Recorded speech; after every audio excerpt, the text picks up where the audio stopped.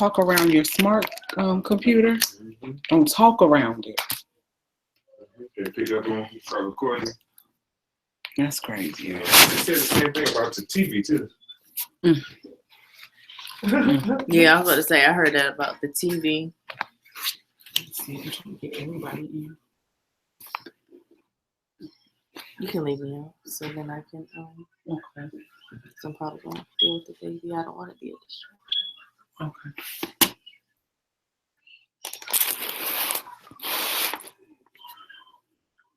All going in tonight. Well, we kind of early because that's important. You know, y'all are important to us. I wish it could be like an open dialogue so we could hear y'all too. Yeah. I know, right? But today we're going in on Tantra. We're not gonna be advertising for nobody else.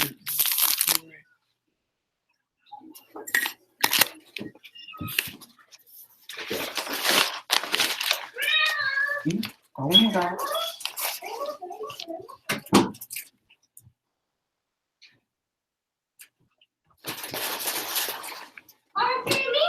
Peace, y'all. Peace. We're gonna give everybody more time to start. Come on in.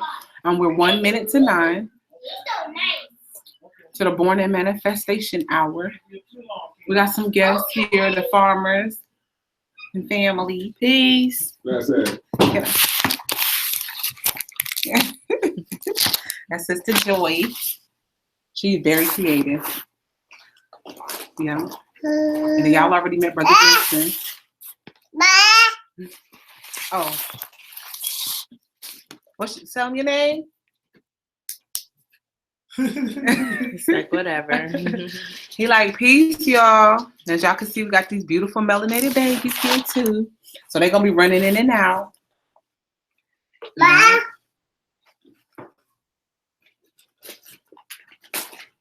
Okay.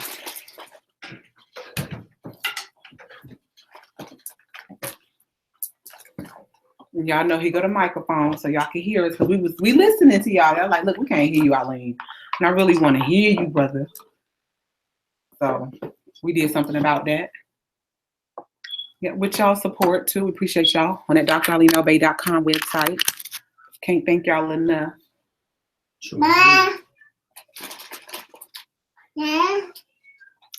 So it's 9 o'clock on the dot.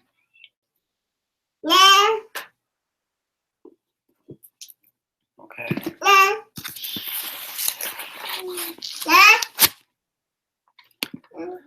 Okay, so we concluded with the health last week, and we got some people that actually emailed us the pictures of their seeds in their dirt. So, you know what I mean?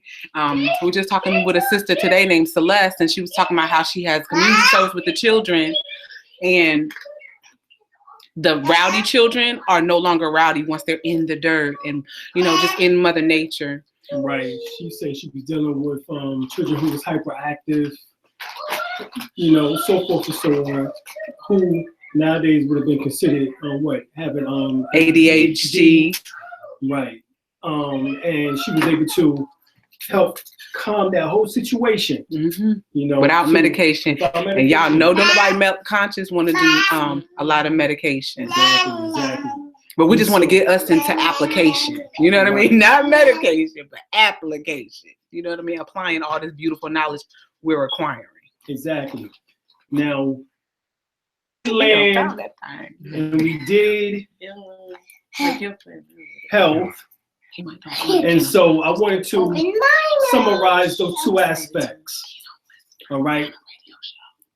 For the land, we also spoke about the foreclosures and tax liens or taxes in the rear, and how you can go down to the courthouse, look on the wall and look at the foreclosures and see if a bank has acquired it, the real estate land, or if there is simply a tax lien on the back end. But y'all can get that from the first video.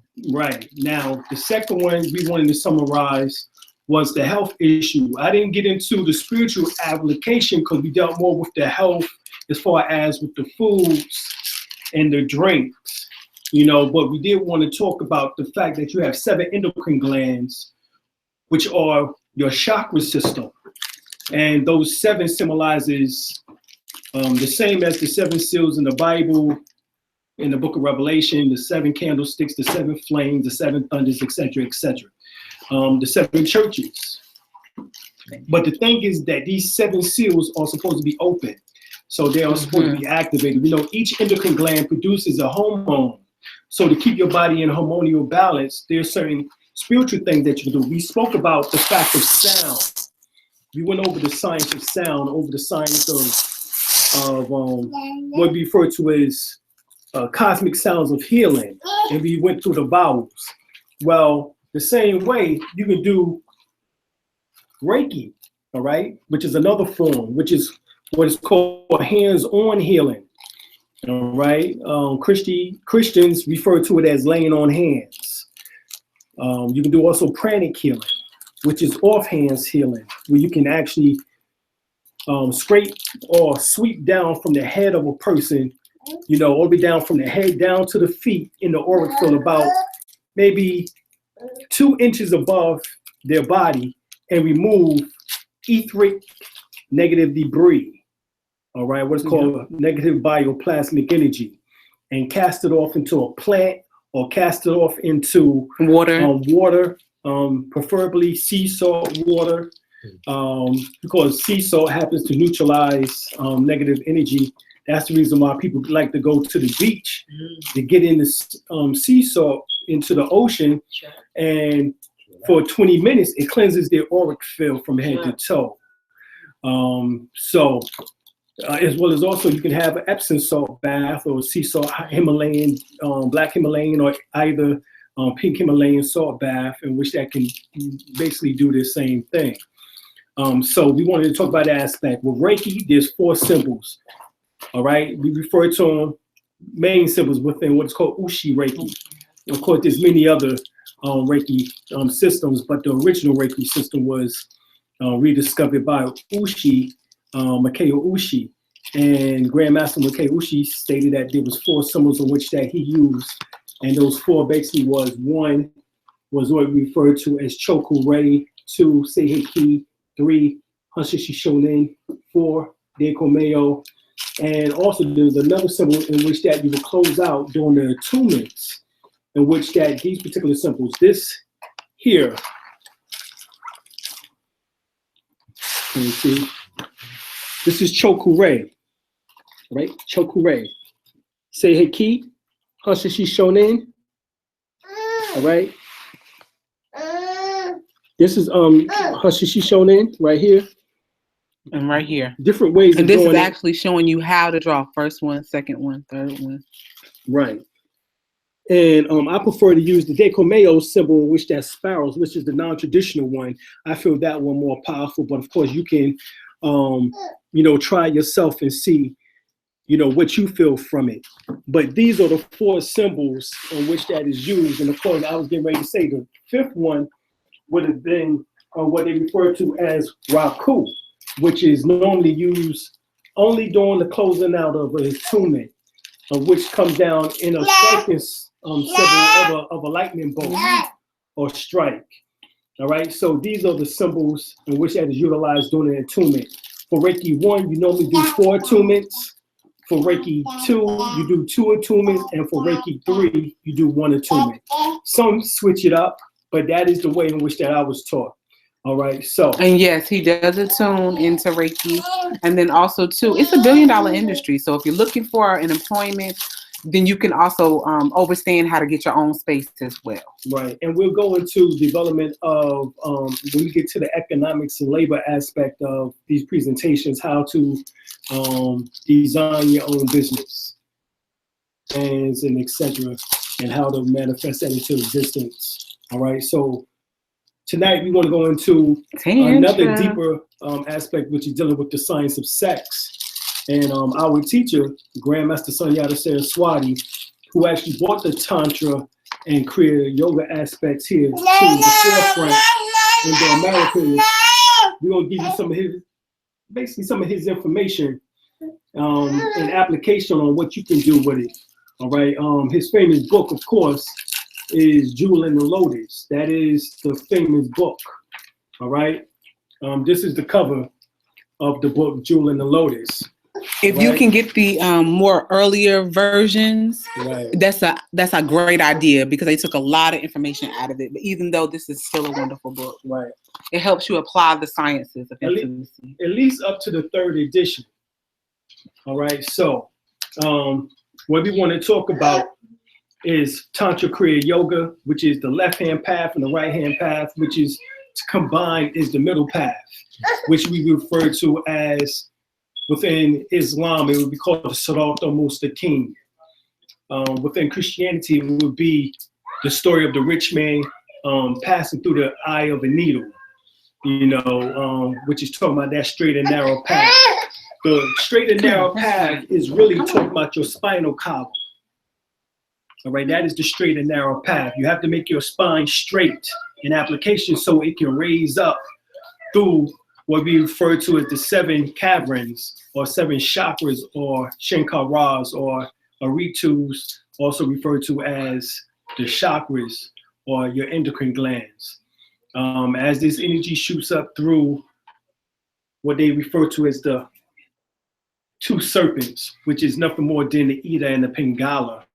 That was symbolic to the thieves on the left and the right hand side of Jesus when he was getting crucified. The one on the left said, if you be the Christ, won't you get yourself down from here?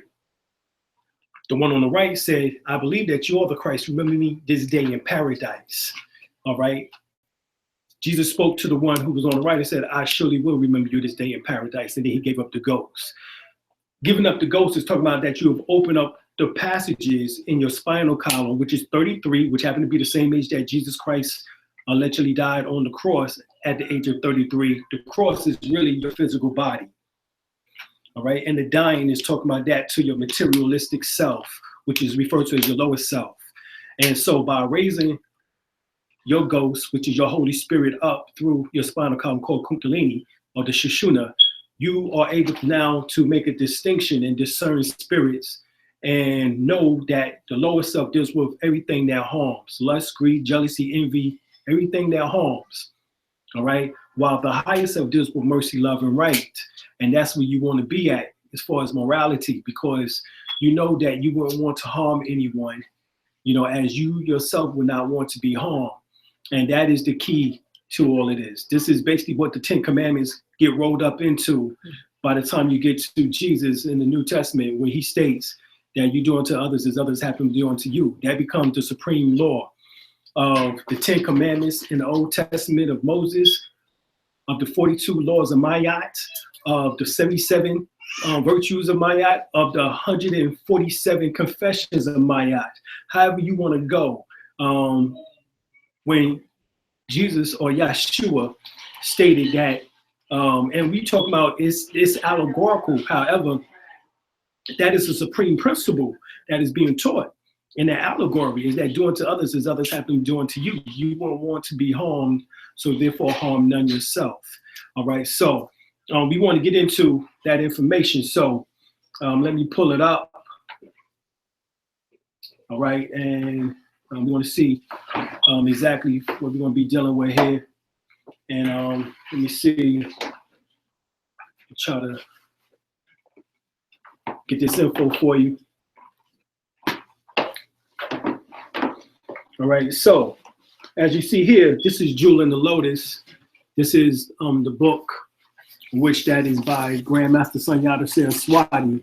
See if I can put this up a little bit closer here. All right. All right, so, all right, we're going to try to go through this. Let me see. All right, we're going to try to go through this here. I don't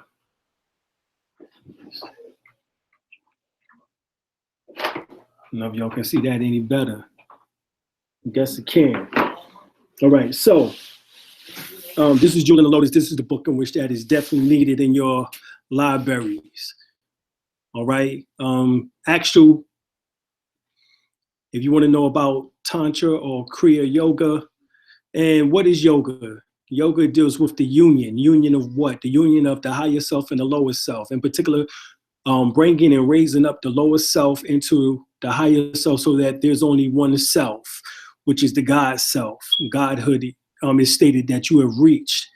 And that is simply the production of melatonin and serotonin is precursors of melanin, and with the chemicals called pinoline and DMT. All right. So you want to be able to excrete as much as that as possible so that you can have outer world experiences. All right. People use certain drugs in order to reach this type of experience, but you yourself can do it through heavy meditation and breathing exercises, which anyone who has done so know that there are times where you have actually been on the otherworldly realm, and things have seemed more real there than it even does here. Well, that realm is allegedly where you go to after you leave this particular world. So it's like a parallel earth or universe, as some say. All right. And the word universe is just you and I verse, or uni, which means one verse. All right. So you would take that God self into that one verse, and you create for yourself another reality or apparent reality. Some people refer to it as the astral plane. All right. And you have various levels of the astral plane. All right. You have, of course, the physical plane itself here is an astral plane. All right. Even as dense as it appears to be, it is still an astral plane, no matter what we want to say. And you was taught this in nursery school, in preschool, and kindergarten. You know, first grade, you was taught this. When they told you that row, row, row your boat gently down the stream, merrily, merrily, merrily, your life is but a dream. Life is but a dream, is what you was taught. All right. So they knew very well, you know, the science behind what we're talking about here. All right. So this is what we want to go over and get into. All right. So right here, sex is not a sin.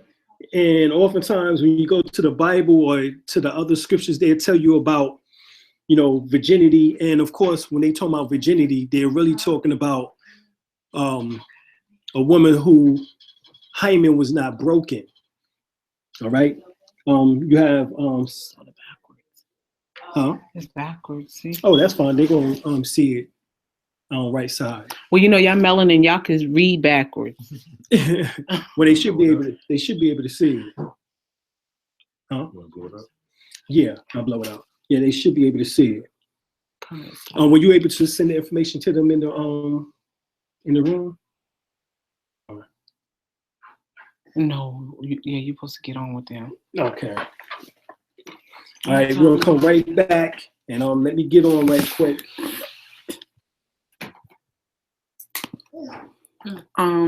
Have you gotten into, because I left y'all to go take care of some stuff, but have you gotten to like the different Tantra techniques? No, we just started. So I didn't get a chance to get into any of that yet. Well, there are some foods that are really good for healing your body, like oatmeal. Yep, oatmeal has aminocosides in it, and it's a nutrient that keeps the healthy supply of testosterone and the libido boosted. Also, flax seeds, they're very high in testosterone. It helps your testosterone levels be normalized. It contains a very rich supply of lignans.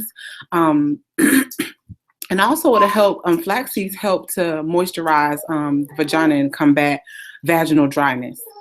Walnuts, pine nuts, almonds, they're also really good too because they contain arginine and amino acids that increase your blood flow to your genitalia. So it helps to enhance arousal and helps to enhance your orgasms. Nutmeg is really good. It's said to be an aphrodisiac, but it helps to stimulate the nerve cells and blood circulation, which also will help to enhance sexual desires. So you can put nutmeg in a tea. You can make put it in hot chocolate. Okay, you can. Okay, pie. Peanut butter jelly. Okay, peanut butter and jelly. I know that's right. Speaking on the jelly, on the peanut. Okay, so this is some wonderful ideas, y'all, to help bring in these divine seeds. You know what I mean? Because the crackheads, they got their mission to get some so they can get some money and do what they got to do. But I want to make sure that we're also the ones that are being as well, because we're going to bring in these divine seeds to help, conquer some of this foolishness, to help us think our way out of this situation. And y'all know I always say it, the children are on your team. They are part of your team. So make sure that they're on it, and that they're being respected and loved. Because they're a wonderful byproduct of intimacy, of Tantra, if done correctly. Another wonderful foods is salmon and asparagus. Salmon is one of the best sources of omega-3 fatty acids, and it's essential for good blood circulation. It's a must for maintaining erections and improving clitoral stimulation. So sometimes, ladies, like if you're not getting sexually aroused, it's maybe something that you're doing. So there's different things that you can eat in order to enhance your sexual desires and sexual arousal. And asparagus, it may make your pee smell kind of different, but it will help your body circulate hormones like the testosterone and estrogen and progesterone. It helps stimulate sexual responses and helps with vaginal lubrication as well. So I wanted to, are you ready? So I wanted to, add that on. Well, I was going to talk about like Tantra technique. That's all I was going to get into. Okay, well, I ain't nowhere near there yet. Okay, well, I'll be back. All right. So I'm cut off the lights. That way I'm going to blow up the screen and everybody can see. You sharing your screen on there? Right. I'm going to share the screen.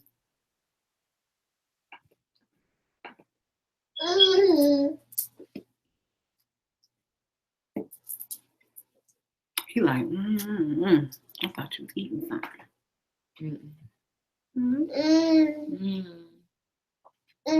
You're green. Mm-hmm. I can't get this clean. Let this soak overnight. Huh? Probably have to let this soak overnight. All right. You have to cut the lights off. You can see it. Ooh, got plenty of light. All right, can you see it? Yeah. All right, so what we was talking about was virginity. And of course, everybody know biblically a virgin was someone who hymen was not broken. If it was, then that would be called nowadays busting the cherry. At least that's when I was coming out. That's what it was called. But that showed that the woman was no longer a virgin. And in order to prove that, what they would do in olden times was to make sure that she was a virgin. The families would actually gather. This was the reception, y'all. And it's not the same as it is nowadays. The reception was to make sure that the woman was a virgin. And how that was done was that the man would have to bring out the white sheet in order to prove that the blood stain was on the sheet. All right. So this is all in the Old Testament. You can look it up.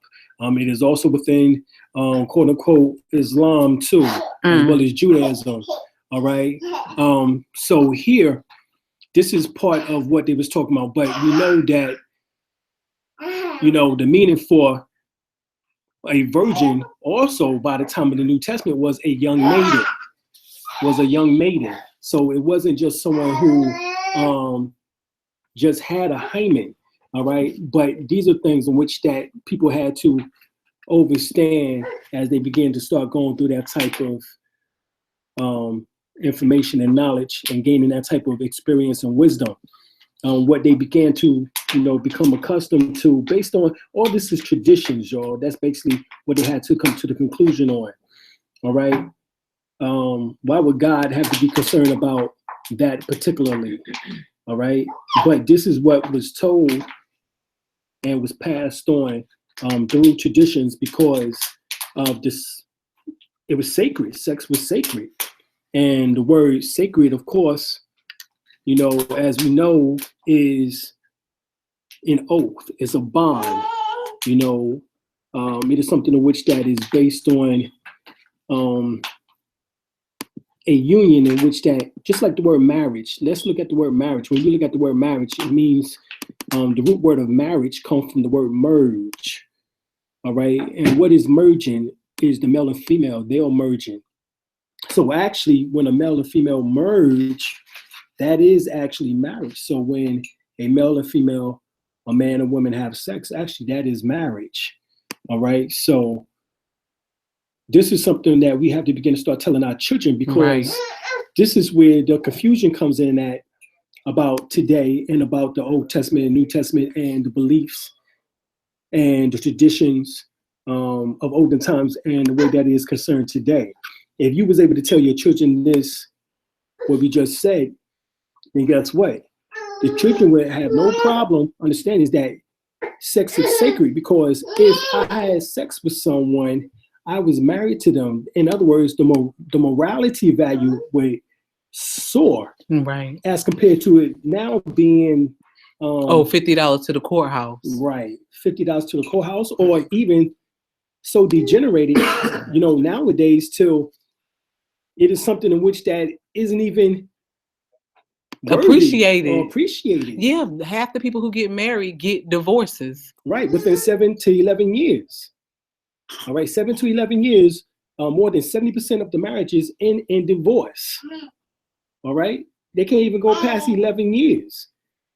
So this is something that we have to bring back into a value. And we've been together 18. All right. So that's important too. Ask the people who telling you about relationships, what's going on with their relationship?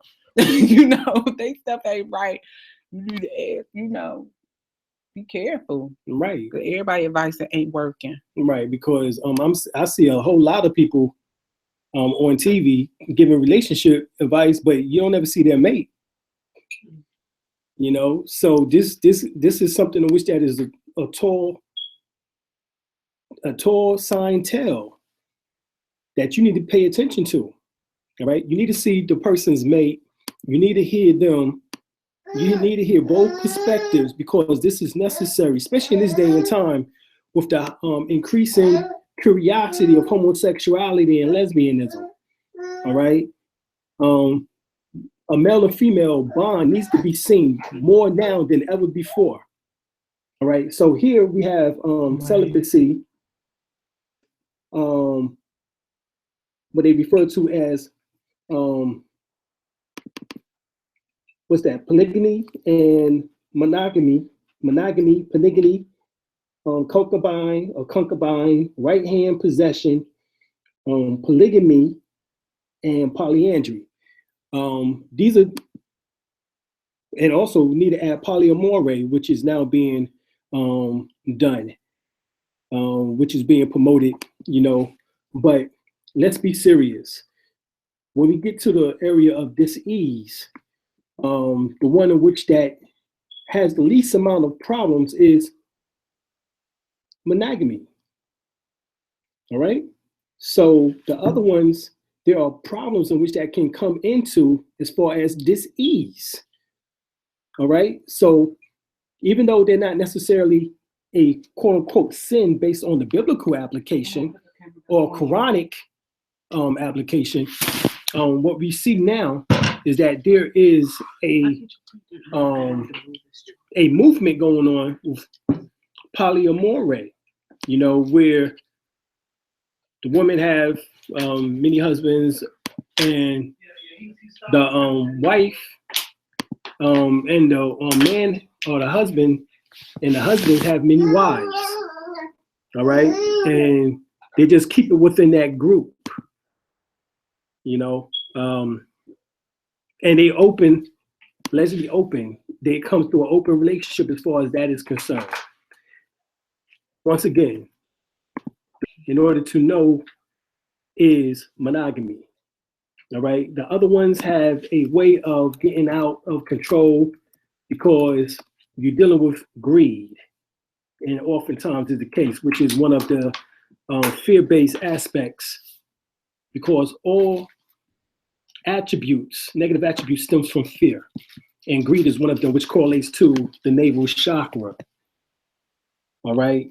You have to make sure that you are not dealing with greed.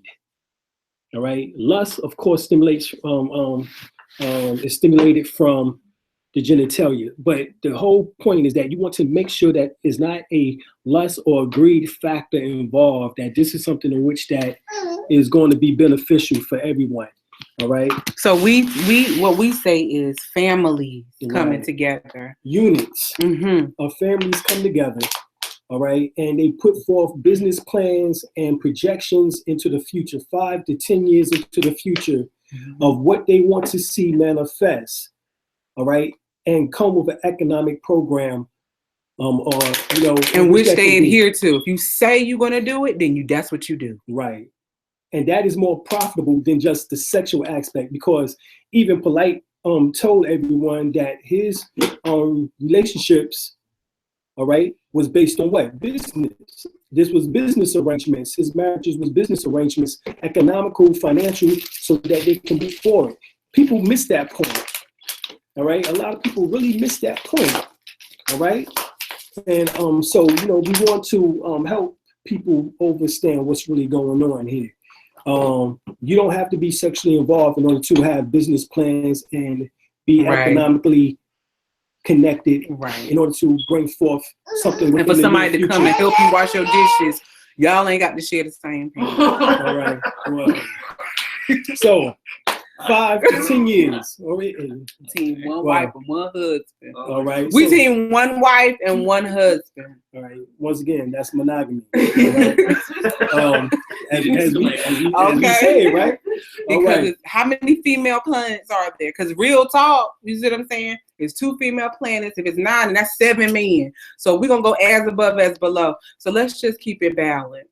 All right. Well, once again, polyandry is in the definition of polygamy and polygamy. All right. You can look this up yourself. All right. So if you look up polygamy, you will see the word polyandry right there.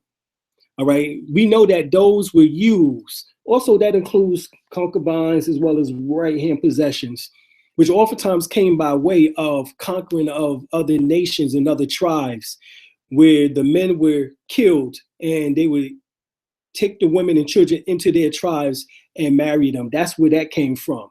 If you're not around here killing anyone, all right, and you're not doing that type of thing, and it's not based on warfare, and that's where the term booty comes from.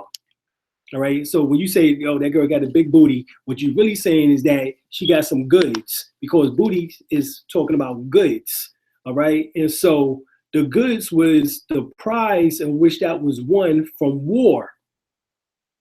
All right. You're not doing that. All right. At least you should be doing that to each other. Brothers and sisters shouldn't be warring on each other. If there's anyone that you need to be warring on, if you haven't, and if you don't know by now, oppressor. And if you don't know by now who it is, then that's really is the issue that you need to be dealing with. And everybody comes together for a common goal. Right. You should be dealing with none of this right here anyway. You in that mentality, if you don't even know that's true what's going on. Bringing them demon seeds here. All right. And everybody got to deal with them. All right. So remember, understand that we talk about genetics, because all this is genetics. All right. Your genes. All right. And so you want to be able to get with someone who has the least amount of problems genetically. All right. And you got to understand is that there's still, if I'm not mistaken, like 400 defects. You know what I'm saying? Genetic defects within humans or more. All right. So you want to be able to have as least amount of defects as possible. All right. And that's the thing about genetics, is marrying for genetic purposes. You're looking at 7 generations on your mother's side, 7 generations on your father's side. And you want to be able to make sure that, you know, they had common sense. You know, they was dealing with information, that they was also dealing with actual application and not just talking. They also was able to deal with finances and economics, where they had the thought process of leaving something for the future, for future generations in their family line and heritage. These are the people that you want to be able to And so you want to marry a man or a woman based on those principles, not just because they look good or just because they were sexy to you. You want to be able to look at it in that way. That is actually the real intercourse that you want to look for. Because if you look up commerce within the Black's Law Dictionary, you're going to find the word intercourse embedded inside of the definition of commerce. All right? And this is the reason why we talk about economics and business. And because commerce is economics and business. And inside of that definition is intercourse. All right? So you want to be able to follow correctly with intercourse. Now, of course, we say that sex is a sin, and we talk about masturbation in some regards, adultery, fornication, homosexuality, rape, molestation, bestiality, and etc. These are the norms, or I should say the not the norms, all right, in which that now they are becoming the norms for whatever reason, which we know the reason. We know it's part of depopulation control by the agenda of the Rothschilds and the Rockefellers and those so-called secret societies that is backing them, referred to as the Illuminati. All right, but anyway, masturbation is not per se a negative thing. It's something in which that has to be correlated based on the times in which that you are able to release a seed. All right, and what the Gnostics would do, this is Gnostics teachings. If you get the Nag Hammadi text, you would find that the Gnostics, this was found in 1947. And in the book or in the text, get the book or text, you'll find out that the Gnostic would take the semen and mix it with wine. If they did release it, if there was a form of masturbation, and they actually would drink it, because what happened is that the wine would purify the semen as it's being ingested, and so that they would not lose their life force. That is just one of the methods that the ancients did. All right. The same thing happened with a woman and her menses. All right. This is where you get the vampires from, because they went a little bit too far with that, and you get the psychic vampires, but you also get the actual vampires too. All right, in which that deals with taking actually Al Gore just years ago when he was under the presidency and he was vice president, he was found with a vial of blood. All right, and some of these other individuals are found with vials of blood, which they claim that they're hemophiliacs, but really what it is that they are drinking blood, and they're gaining. And because of the blood has adrenaline, the blood has all these nutrients. And matter of fact, the Bible itself says that blood, that there's life in the blood. So they're actually drinking this blood every fifth Sunday. You know what I'm saying? Well, ritualistically, the Christians are doing it, doing a cannibalistic thing through the communion. When they eat of the body of Christ, which is a cracker, literally, all right? And they drink of the blood, which is, grape juice or wine, all right? The Catholics use wine. They ain't even going with the grape juice, all right? That's the Protestants. The Protestants deal with the grape juice. You go to the Catholics, and they actually have the wine, all right? All right, and I'll tell you that for a fact, because I grew up in both schools. I grew up Catholic, went to Catholic school, and we also, quote unquote, Baptist, you know what I'm saying? Methodist. I got families who part of that. I went to Jehovah's Witness, studied some of that. Seventh-day Adventist, Episcopalian, Pentecostal holiness, all of it. I done been through it all. All right. So this is why we could talk about certain things, because of the connections that we have had over the course of 40 some odd years here. So here, adultery. What is adultery? Adultery is what they refer to as when a man or a woman, all right, have sex outside of their relationship. Obviously, adultery was not what we think it is, somewhat, because I just showed you that the Quran, the Bible, in particular the Old Testament and the New Testament, they all state that it was all right for a man to take a second wife. So obviously, adultery deals with the fact of what? It deals with the emotions. This is the emotional level and honesty. All right. So if a person is dishonest in their relationship, then that is committing adultery. All right. So this is the problem that's going on, is that oftentimes there's dishonesty in which that is taking place in a relationship. And so therefore, on the man part or either on the woman part, we see it all the time on TV. Shoot, hell, we seen it. Watch Scandal if you don't know. All right? There's a whole lot of polyandry going on in there. We gotta make sure that when polygamy is brought up, polyandry is brought up, because we got to make sure it's a balance. Right, balance. So that's the whole thing. We got to do that. And I'm glad. That's why we give both perspectives, because this is what this is. We have to, because right now you have the Muslims taking these 8-year-olds and these 7-year-olds and tearing them up. You see what I'm saying? So it's obviously an issue. Oh yeah, we got that right here with the molestation portion. And you already heard about the Pizzagate. Right. All right, y'all heard about the Pizzagate, but this is nothing new. They're always tied what they refer to as this Pizzagate or child molestation or this gay homosexual thing back to the White House. They've been tying it back to the White House now for at least since I've been on planet Earth, back to Ronald Reagan and George Kathy O'Brien. Right, George Bush and Kathy O'Brien, of course, came out and talked about it. Mm-hmm. The mother goddess, what is her name? That David Icke interviewed on the Mother Goddess DVD. She spoke about it. Mm-hmm. Her name is Wilder, Arizona Wilder. All right. She spoke about it. So we know that they're practicing these. And why are they practicing it? Well, it's an ancient secret that the men would sleep with younger women, preferably those who were virgins. All right. Or either lay in bed with them. Even Credo Moutoir spoke about this, and they would absorb the energy of the youth so that they can stay young. This is what this was really going back to, all right?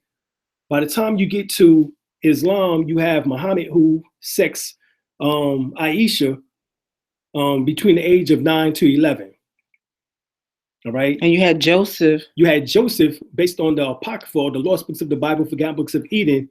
He was 52 and Mary was 13 going into 14 years old. All right. He was married to her. Of course, allegedly, Joseph didn't have sex with her until afterwards, in which that he produced Jesus' brothers and sisters, all right, later on. But Jesus himself was produced allegedly from the union of Gabriel, who is Geb, within the ancient Kemetic teachings, and who actually is Tahuti, all right, the god of wisdom. This is what this is all talking about, who becomes, of course, Hermes Trismegistus, who is Hermes, who is also Melchizedek, all right? So this is who was the Archangel Michael, in a sense. So really you have those two characters floating around there. But Jesus allegedly is Gabriel. So there's a time when Geb and Michael, they joined together, in which that, of course, when Gabriel, he was over the cherubims, and Michael was over the cherubims and the seraphims, all right? And allegedly, Jesus was a seraphim, all right? Because you see the serpents, in which that symbolizes, which is symbolic to, like we said earlier, the two thieves on the side of Jesus, which is symbolic to the Ida and the Pingala, which is the black and the white serpent. Jesus himself symbolized the middle serpent, or the middle path that they speak of. In Freemasonry, that is the two thieves, or the two malefactors, become Boaz and Jacin, or Jachin, which is the two pillars. The middle pillar is symbolic to Jesus, which is talking about your spinal column, actually. All right, this is the same symbol that's on the hospitals around the country, all right, in which that you see the two serpents going up the middle pillar. At the top of that middle pillar, you have a ball on top, symbolic to the pineal gland. On the side of that, you have the wings expanded, symbolic to the activation of the left and the right hemisphere of the brain. In other words, holistic aspect. That whole symbol symbolizes to those who study and research, the healing symbol. All right? The healing symbol. So that's why they have that symbol on the hospital. That symbol was used by an individual by the name of Imhotep, who the story, quote unquote, Joseph comes from within the Bible. All right? That's where that story comes from. All right? So we want to talk about that because right here, the fornication thing, once again, is dealing with having sex just haphazardly and not giving a care about the other person, their mental or emotional aspect. That is what the fornication comes in at. All right? Now, you already know about the homosexuality. The Bible says it's a sin for a woman to sleep with a woman, Old Testament wise, man to sleep with a man. All right? So that is where the homosexual thing comes in at. Islam frowns on that in a sense, right? Even though there's practice of it within Saudi Arabia and different other Islamic countries, right? So don't get it twisted. It is also said it has been found based on Sameh, Patrice Sameh. He wrote the book of Water and Spirit. In the book, he later on he wrote another book in which that he did a blog in which that he spoke of that the homosexuals in Africa was the gatekeepers.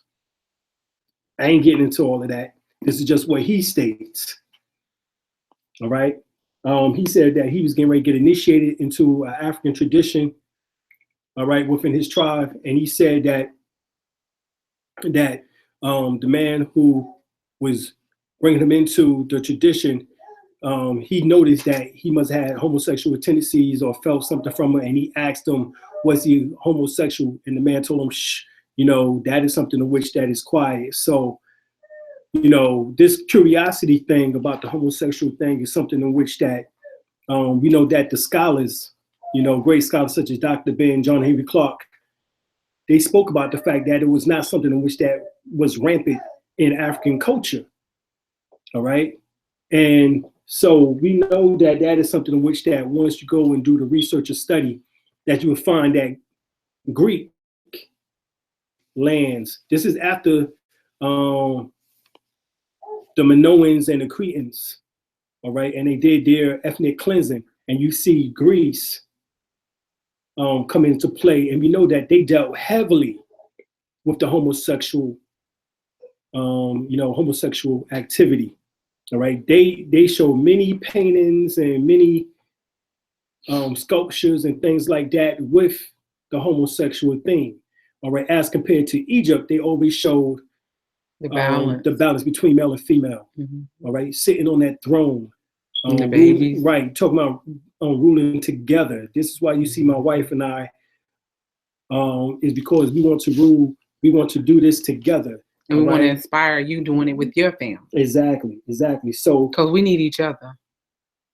Exactly. Also, too, the reason why in the sacred text they're getting with 13-year-olds and 9-year-olds maybe is because as you get older, you need to do techniques in order to strengthen your vagina, and it's easy. These sciences need to be passed on to our youth, as well as also for the male, the prostate gland, which once again, if you was already practicing qigong or tai chi or Reiki or pranic healing, if you was already doing these practices, then you wouldn't have to drain others of their life force and you become a psychic vampire. Right. Because you would know how to incorporate these energies into yourself from the cosmos, which is freely given. It's freely given. Mm-hmm. You have electrons, you have protons, photons and electrons. You have photons that comes from out through the poles, allegedly, and fills up the space of air, which they refer to as prana, and the electrons exchanges the energy between the photons and the electrons so that you can get that essence of life. You're given life aspects on a daily basis. That's what vitamin D is, actually. Vitamin D is a in which you are hormone. Deficient. Most people are deficient. And you are deficient because you do not go out in the sun. Regardless on what the flat earthers say, which the sun is 3,000 miles away, or if the so-called scientists say that it's 93 million miles away. It doesn't matter. Get your behind out in the sun in order to enjoy the rays of the sun. Like today, it was like 75 degrees here. So we was outside nearly all day long in some aspect. All right. So you want to get at least, you want to get at least an hour of sun light a day. Especially if you are a highly melanated being. It will help with the depression, the irritability, health, period. Right. So it's necessary. All right. So right here, we know rape in the Old Testament, the men, there was two things that would happen. They would either get stoned or either they would have to pay a dowry to the family and marry that woman. All right. And masturbation will cure rape. You ain't got to take it from nobody if you just take it for yourself. Just handle it yourself. Right. You know exactly how you want it. Not saying y'all do, but it's just, you don't have to take from people by stealing their energy. Once again, that's the vampire attitude. Right. All right. You don't want to be a vampire when it comes to sexual energy because it's something that's sacred. So masturbation, let's talk about that right quick. All right. Grandmaster Sunyata says Swati speaks about utilizing the masturbation energy. And when you reach about 90% and you're about to ejaculate, you actually pull that energy up by pulling up your anal muscles and you create a spasm at your spinal cord in which that becomes what is an internal orgasm or what is called an ejaculation. And you send that energy back up the spinal column into the cerebral area, all right? And that is what you would do with the masturbational energy. And actually you can begin to start mastering what's called the micro and the macro orbit technique, in which that we'll talk about a little bit later on here. All right. So with the masturbation, understand is that if you can't, handle your desires, that it is permissible. However, you have to be able to channel that energy, and you don't want to release it. All right. If you do release it, then it has to be based on 0.2. So your age times 0.2. So like, for example, if you're 20 years old, so 20 times 0.2, that comes to 4.0. So every 4 days you would be able to what? Ejaculate again without depleting your life force. Without depleting your life force. And that's what you want. You want to be able to keep your life force. If you're 30, then that would be what? Every 6 days you can ejaculate without losing your life force. Unless you're doing Tantra, Tai Chi, Qigong, and Tantra. Right, which is replenishing your life force. And unless you're doing the ejaculation methods in which that we talked about, all right? Which there's two good books. Once again, Grandmaster Sunyata's book is number 1, and that's Jewel and the Lotus. Number 2, Out of the Womb, Into the Mind. Well, I teach that. That might be too high. That science is really high. But what was you gonna say? I was gonna say Stephen Shang's book, Tao of Sexology. Mm-hmm. All right. And there's one more, which is Mantak Chia. Really, cultivating the male sexual energy and cultivating the female sexual energy. And one more of his books, Mantak Chia book, would be called Sexual Reflexology. All right. So these are the books that we recommend. All right. So just pay attention to what we just said. Sexual reflexology is really good too. Like when you grab your mate's hand, you can tell if they're going to be too long for you or too short. Because, you can save yourself some time by looking at the thumb. Right. You can measure out the phallus and, that type of thing. And you can also tell how a person loves how their lips curve and how their eyes are. So it goes into all of those sciences. And we're going to get to some of that. Which should be taught to our children. Sex education. If our children are getting this science at 13, before they're horny, before they're thinking about intimacy, then it will be spiritual instead of just physical. And then also, too, that will help cut down on the child support issues and jail time when they get older, and families that are separated and the women can't deal with each other because of the lack of honesty and all this other stuff, or because of stuff that happened when they were 17. If they have the science of sex before they go into that school, then it will be better. you know, and even prearranging marriages. Hook up with other families that are on this science, that, you know, equally yoked. Y'all not going to have to explain not eating pork. You're not going to have to explain how Jesus is not inside of you. You see something outside of you. So you're able to build better when you're equally yoked, and you're able to build better when we are applying this science instead of just knowing it. Right. So right here, child molestation, like we talked about earlier. Everybody been hearing about Pizzagate. We know that's part of it. We already went behind the reason why that is being done. Also, another reason is that they're doing human sacrificing, in particular of children, in which that they are drinking of the blood. And that's another way in which that they have perverted the teachings and believe that by doing so that they'll stay young in that way. They even washing themselves now and soaking themselves in blood. This is how sick these individuals have gotten. And you do not want to become like that, because you will get possessed. All right. That's just point blank about it. All right. I've seen too many people possessed nowadays, and it's become an epidemic. So not only is we talking about homosexuality has risen, but possession has risen. Right. Right. And you can tell the people who are possessed, because when you're talking to them, you can see their eyes slit. Right. And they don't have, most of them is possessed, and they don't even know they possessed. Right. Right. And those who are perfectly possessed, their eyes constantly stay slit. Their eyes constantly and remain slit. Mm-hmm. They are perfectly possessed. That means more than 80 to 100% is another entity inside of them controlling them. All right. So this is why Christian speaks about the fact of that you must repent, all right, of your sinful ways. And that is one of the real reasons. What they really mean is that you must feel sorry, and you must critique yourself about certain thoughts and about certain actions and deeds, and correct yourself and your behavior. All right, because we know that the God is within. It is not a God on which that we talk about that's going to come down and strike you dead just because you did so and so. But even for the masturbation part, that is what you read in the Catholic Bible about Odin, O-N-A-N, in which that he's supposed to be got with his brother's wife, because his brother died in war, and to produce a seed, he's supposed to have actually implanted or shot forth his seed or semen into her in order to give life and bring forth a child. And that would be his brother's child in a sense, but he will raise it, it came from him. Well, this is what this story goes into, is that Odin was actually struck down dead for spilling his seed.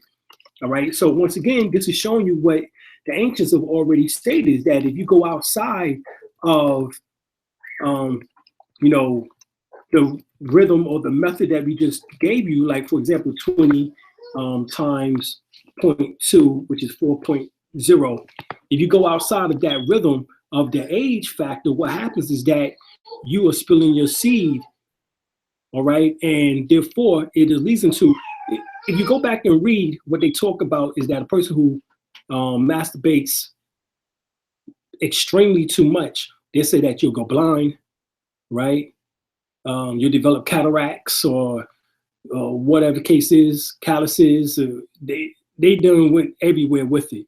But what they're talking about is that the body becomes depleted and decrepit. All right, because of the overusage of the sexual energy. Because sexual energy is love energy. Love energy can be transformed into healing energy. So sexual energy is healing energy. So how can you heal if you have depleted your life force? All right. So this is just one of the keys. All right. So what you do is you get to that point, and then you circulate the energy, like Dr. Alim said earlier, around your body in order to fuel your organs and fuel yourself, because you can use that sexual energy for healing as well. Right. Exactly. So right here, the last one we want to talk about is bestiality. And we already know about that. There are actually brothels for animals in Germany. Dogs. All right. We know that they having sex with sheep, dogs, horses. Mm-hmm. Just turn on some old nasty perverted behind as porno. All right, and you can see this already happening. This is some sick stuff that's taking place on planet Earth. And scientists will tell you that one species can't produce within another species, but yet we've had documented nurses to actually tell us that there are babies that have came out that looked animal-like. And they just kill them. Right, and they just because folks been sitting up there having sex with. Y'all seen them little Caucasians on YouTube having sex with their dogs, talking about philosophizing about it and stuff.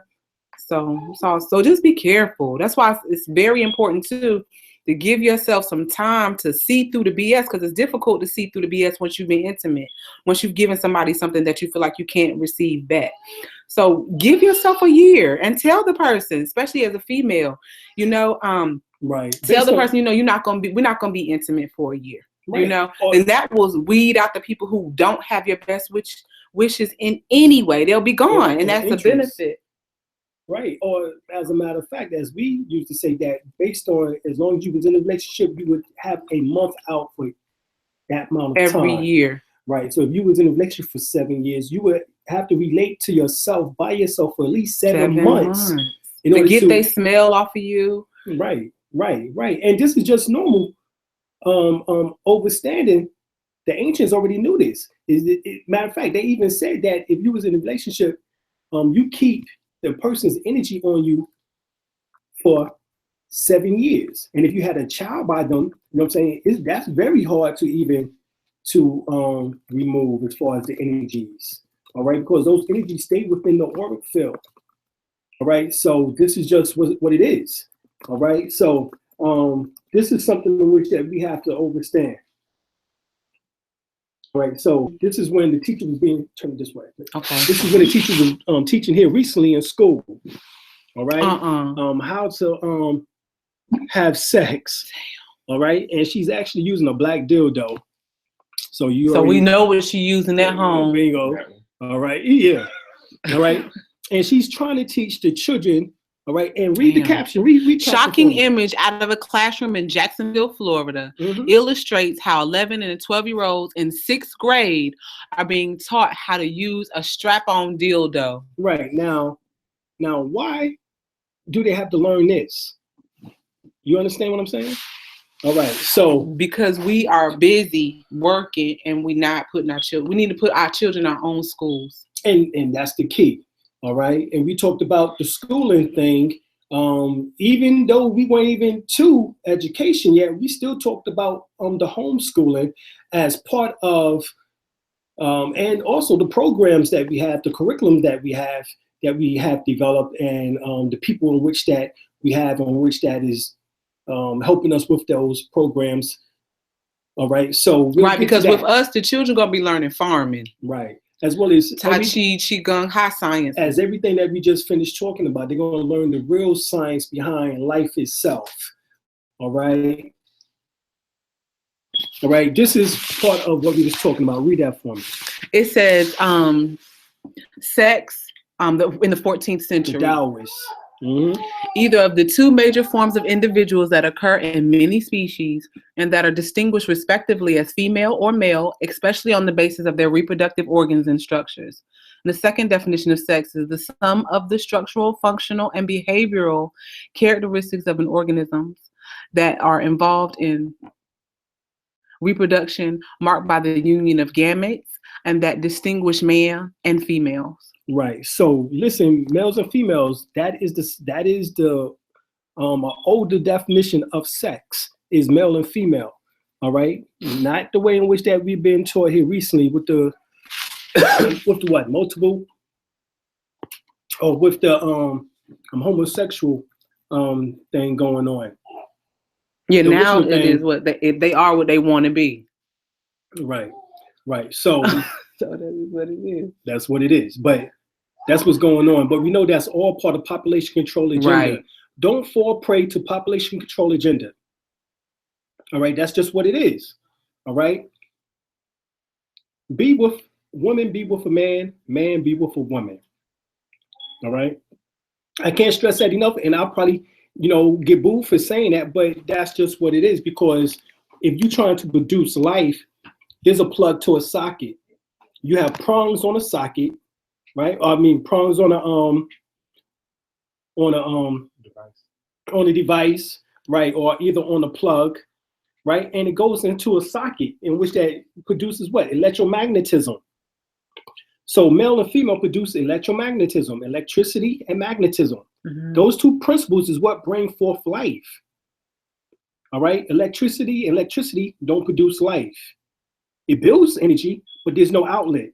All right, magnetic energy doesn't build life, doesn't bring life here.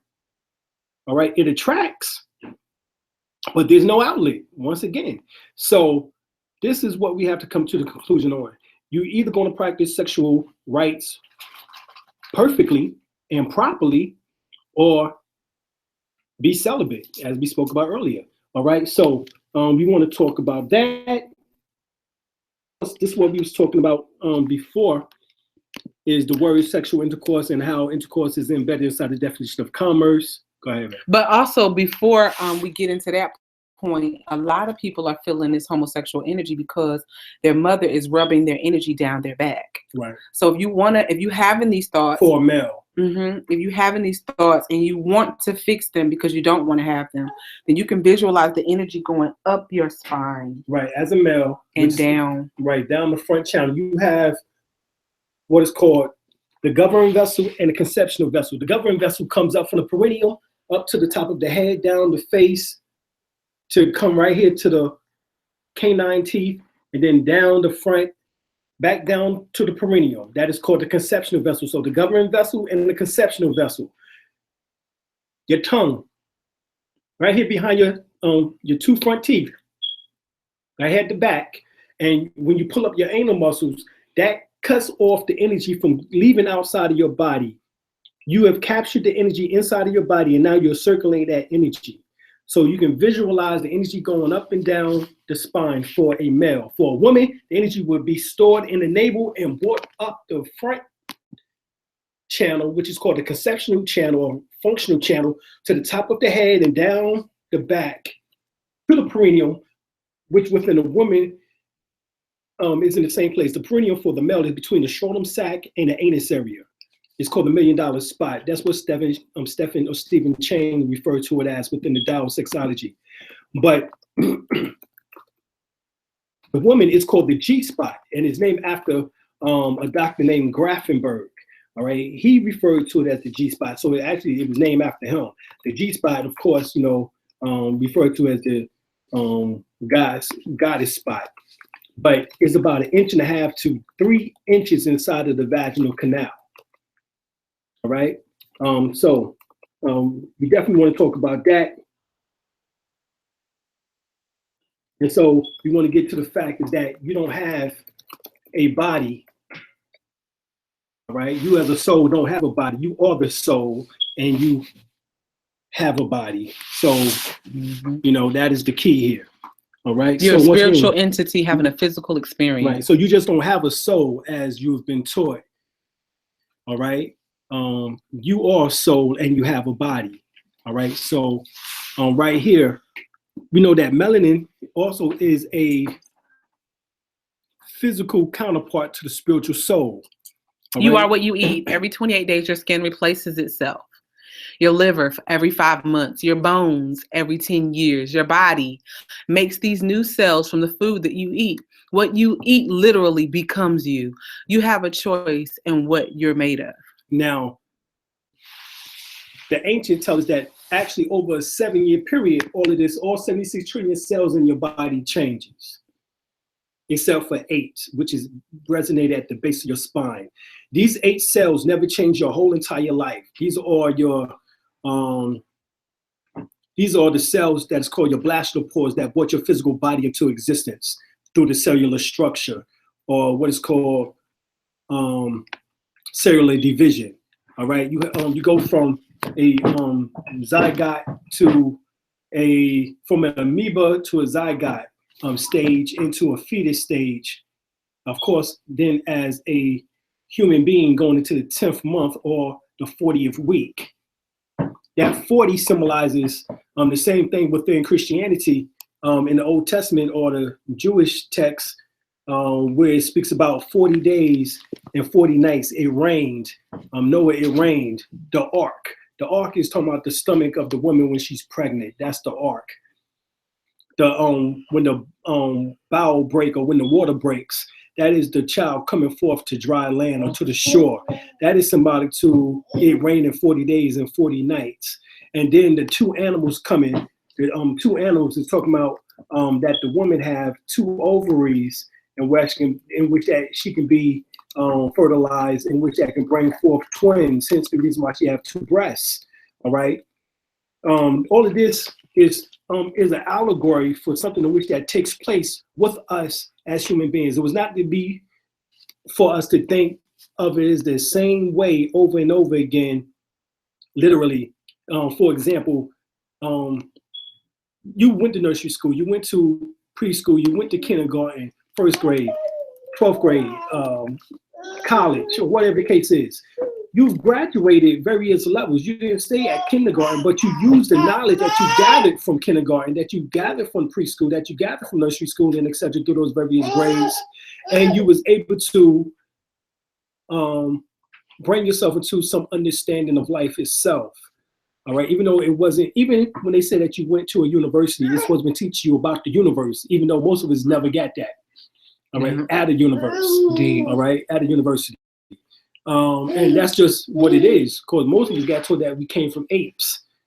Get upset because I teach them that they come from God. So there's a problem with that scenario anyway, you know. But if you believe that you come from apes, and if you can prove it, you know, based on scientific proof, and you say that scientists, archaeologists, and anthropologists states this, then, you know, that's fine, you know. But even then, all animals, all life on planet Earth come from the stars. So how about that? All right, that's what we do know. All life comes from stars. So even if you want to say that you came from a fish, you say you came from an ape, you say you came from a monkey, it doesn't matter. The fish is the semen. Uh-oh. And the ape is symbolic to your pineal gland, your medulla oblongata. See? So see, it depends what perspective you're coming from. Right. Depends on where you at with the information. So right here. Because I ain't come from no ape, or else they wouldn't still be here. You see what I'm saying? Right. How you come from that? They finna evolve into this? Right. Then why they still here? Right. There's a difference. You can say that your genetics, that some genetics was placed into apes, and which that made apes from monkeys and so forth, so on. That is believable. But as far as you coming from an ape, that's not true. All right. The gods or the Anunnakians were already here. All right, for billions of years. And this has been proven through a book called Forbidden Archaeology and another book called Hidden History of the Human Race by Michael Creedmoor. Another book by Michael Creedmoor and Richard L. Thompson called Devolution. All right. So these books show specifically that human beings, Homo sapiens sapiens, or Homo Christos, we was in even a higher form. All right. Homos gigantea, we was even in a gigantic state. We even reached heights as high as tall as 36 feet, right? And because of the oxygen depletion in the air, we shrunk, all right? So over time, you would see giant bones in which that has been found, in which has been excavated by either the Smithsonian, and they hid them. And they threw these bones into the oceans, or they threw them or destroyed them, trying to hide the fact of that there was gods and goddesses on this planet who was as tall as 36 feet tall. All right, so that's just something else that we have to talk about. All right, I got a presentation coming up soon where I get into actually the origin of life itself. But you did not come from an ape. All right, okay. Your genetics was put into a monkey, and that's what produced the ape species. Okay. And that gene crossing was done over and over again to make a certain species of mankind on this planet. I won't get into it right here, but just go back and analyze what I'm saying. You'll find out what we're talking about. All right, so right here. Can you turn it around for okay. Quick, just right it says, you are the universe expressing itself as a human for a little while. Right. Wow. Because everything that they're found in outside of us is actually inside of us. And what they call the solar system is already found within your atomic structure. You have the neutrons, the electrons, and the protons, and they travel around the shells. All right, and there's 7 shells for the electron to break through. I won't get into that right now, but My body temple. Nature is my shrine. 1 Corinthians 6, 19 through 20. Or do you not know that your body is a temple of the Holy Spirit who is in you, whom you have from God, and you are not your own? For you were bought at a price. Therefore, glorify God in your body. right, in your body, not in a mosque, temple, Not in the sky. not in the sky, not in church, Not but outside of you. Not not just outside of you. right.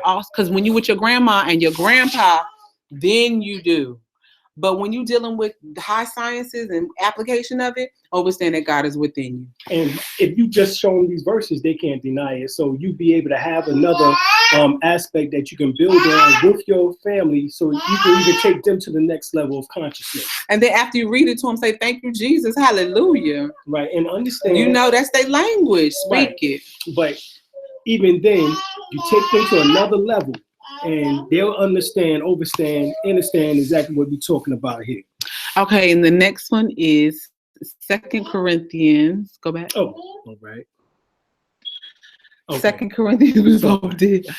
13th chapter, 5th verse. Do you not know yourself that Jesus Christ is in you? Hold up now. That's hold up. deep. That's the Spirit of God, which is the Holy Spirit. Then it says worship God in your body, which is God. And now it says Jesus Christ is in you. Hold up, that's the Holy Trinity that is inside of you already. And that's in just 2 verses of the Bible. So that means that everything else that you thought was a historical fact or literal, you come to find out that it was a metaphor and it was allegorical and it was talking about your physical body, your Christ seed, your higher nature. Right, this is your Christ, all right? Breath of life that holds your physical body together.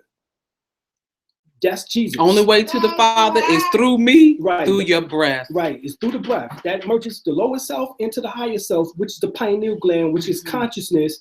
And upon Jesus awakening that consciousness to become the Christ is what takes place. That's what is the Jesus Christ that they're talking about here, is your awakening. Exactly. All right?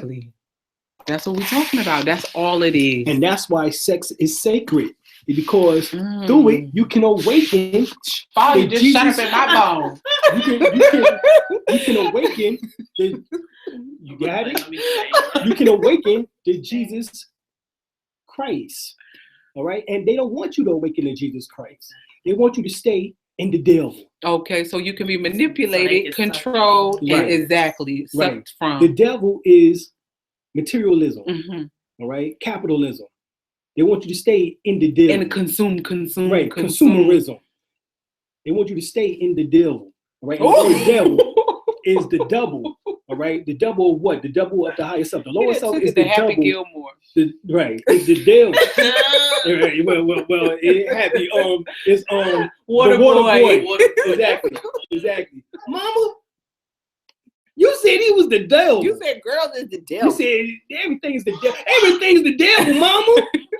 Everything is the devil. All right, so exactly, and that's how it is. Everything is the devil to them. All right, but the devil is materialism, consumerism, and materialism. That is the devil, in which that leads to a person, lust, greed, jealousy, envy. It leads to, it's the fear factor, fight or flight, the reptilian portion of the brain, in which they become superly overactive as compared to the neocortex or the frontal lobes, in which that is the higher mental aspect. All right? So you have 4 brains, actually. You have the reptilian portion of the brain, you have your abdominal brain, all right, which is your small and large intestines, your ascending, descending colon, stomach area. All of that is what's called your abdominal brain. This is why you feel nervousness inside your abdomen area. Is because there's neurons there. Just like they say there's neurons in your brain, you have neurons in your in your abdomen area. All right, so you have an abdominal brain. All right, your reptilian brain, as we said. Then you have, as I refer to it as your limbic or what we refer to as your amphibian brain, and then you have your mammal brain, all right, which is your neocortex and your frontal lobe area, which is the front portion of the brain, which is, you notice that's why when you look at mammals such as a dolphins have 85%, almost 85% of the same genetic structure as you do as a so-called Homo sapiens sapien, as a human being. They have almost 85% of the same genetic structure. This is why they have that little hump on, which is their head portion, and inside of that is a hole in which that they spew forth water from out of, that they breathe through. Well, you used to have that. Ask any mother when a child is born about that soft spot in the top of their head. That is the same place in which that the soul is embedded inside of the crown or the head factor of the head, in order to rest there, in which that becomes the soul principle. That's where the soul is embedded inside of the pineal gland. It's through that soft area in the head. And that area in the head don't get hard until 7 years old. 7 is when they become hard-headed. This is when your mother and your grandma start saying, boy, go sit your little hard-headed ass down somewhere. This is what they talking about, because now you become hard-headed. You develop your own personality. Before that, your personality was able to be shaped and structured by your family, by your genetic line, and your people, and through your experiences. All right. So this is why we didn't allow the children to even go to school before the age of 7, because we was developing their personality. All right. This is why they want your children at 6 to go to kindergarten, because they want to be able to instill that last year of nonsense into their brain, all right, or even preschool or nursery school, right, where you have children as young as 3, right, 2.5 to almost 3 years old going to these so-called schools and getting trained and indoctrinated at such a young age. But the average mother in the older days would not even allow for that to happen. And actually at the age of 7, the child will be actually then be given to the father, especially if it was a male child. So now the father will have to begin to start teaching manhood and traditions to that child. And this is what is not taking place now, because most of the homes, a lot of the homes, I should say, do not have males figures in them. And therefore, this is why there's also an increased rise in curiosity in the homosexual thing. All right. Let me continue on here.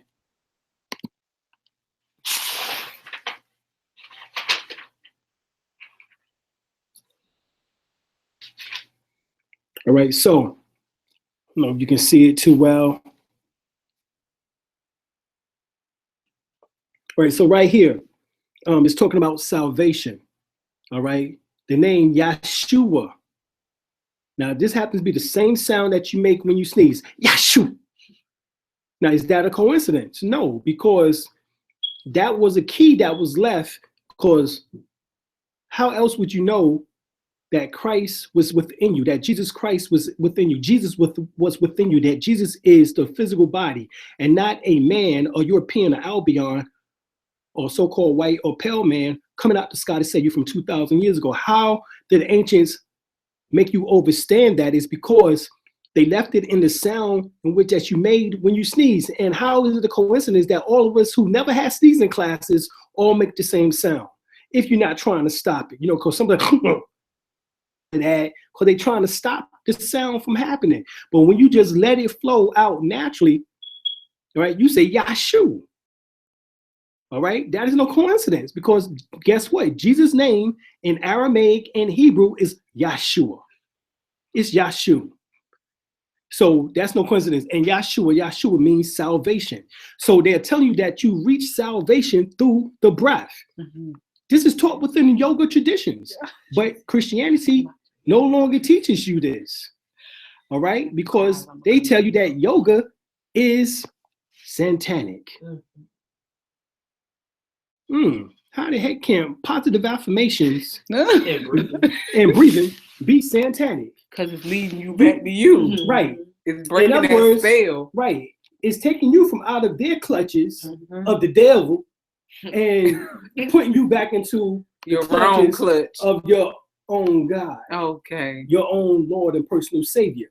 And they don't want this to take place. So therefore, yoga and anything dealing with anything spiritual outside of just Christianity is the devil.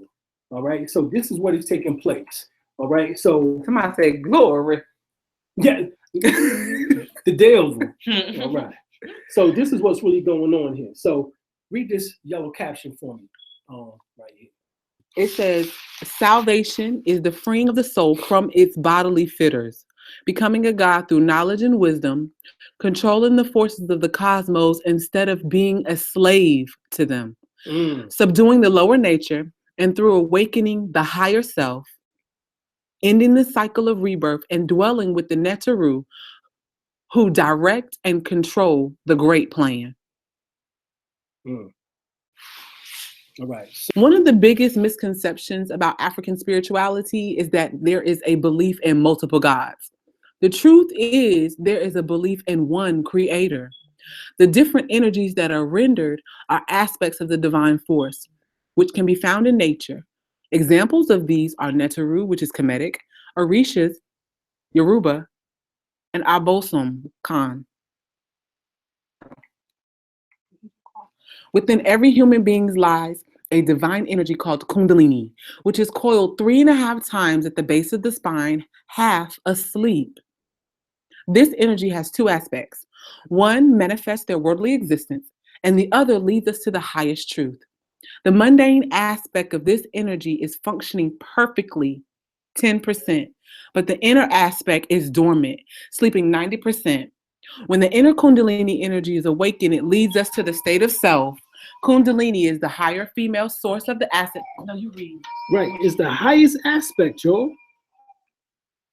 All right. It's the highest aspect. And this is why there is no knowledge higher or more important than the knowledge of Kundalini. So once you master Kundalini, all right, raise to the soul principle to awaken it. This is where you get the awakening of Rip Van Winkle, who was asleep for 25 years. 2 and 5 is the number 7, symbolic to the 7 chakras. Just like Sleeping Beauty, she had the 7 dwarfs. All right. So those 7 dwarfs were symbolic to the 7 chakras or 7 endocrine glands, in which that helped awaken her. All right. And what put her to sleep was a poisonous apple. That's the same thing that they told you within Adam and Eve's story. Adam and Eve's story told you about what? That Adam and Eve got kicked out of the garden for eating what? An apple. In which that poisoned them. Right? Right or wrong? All right.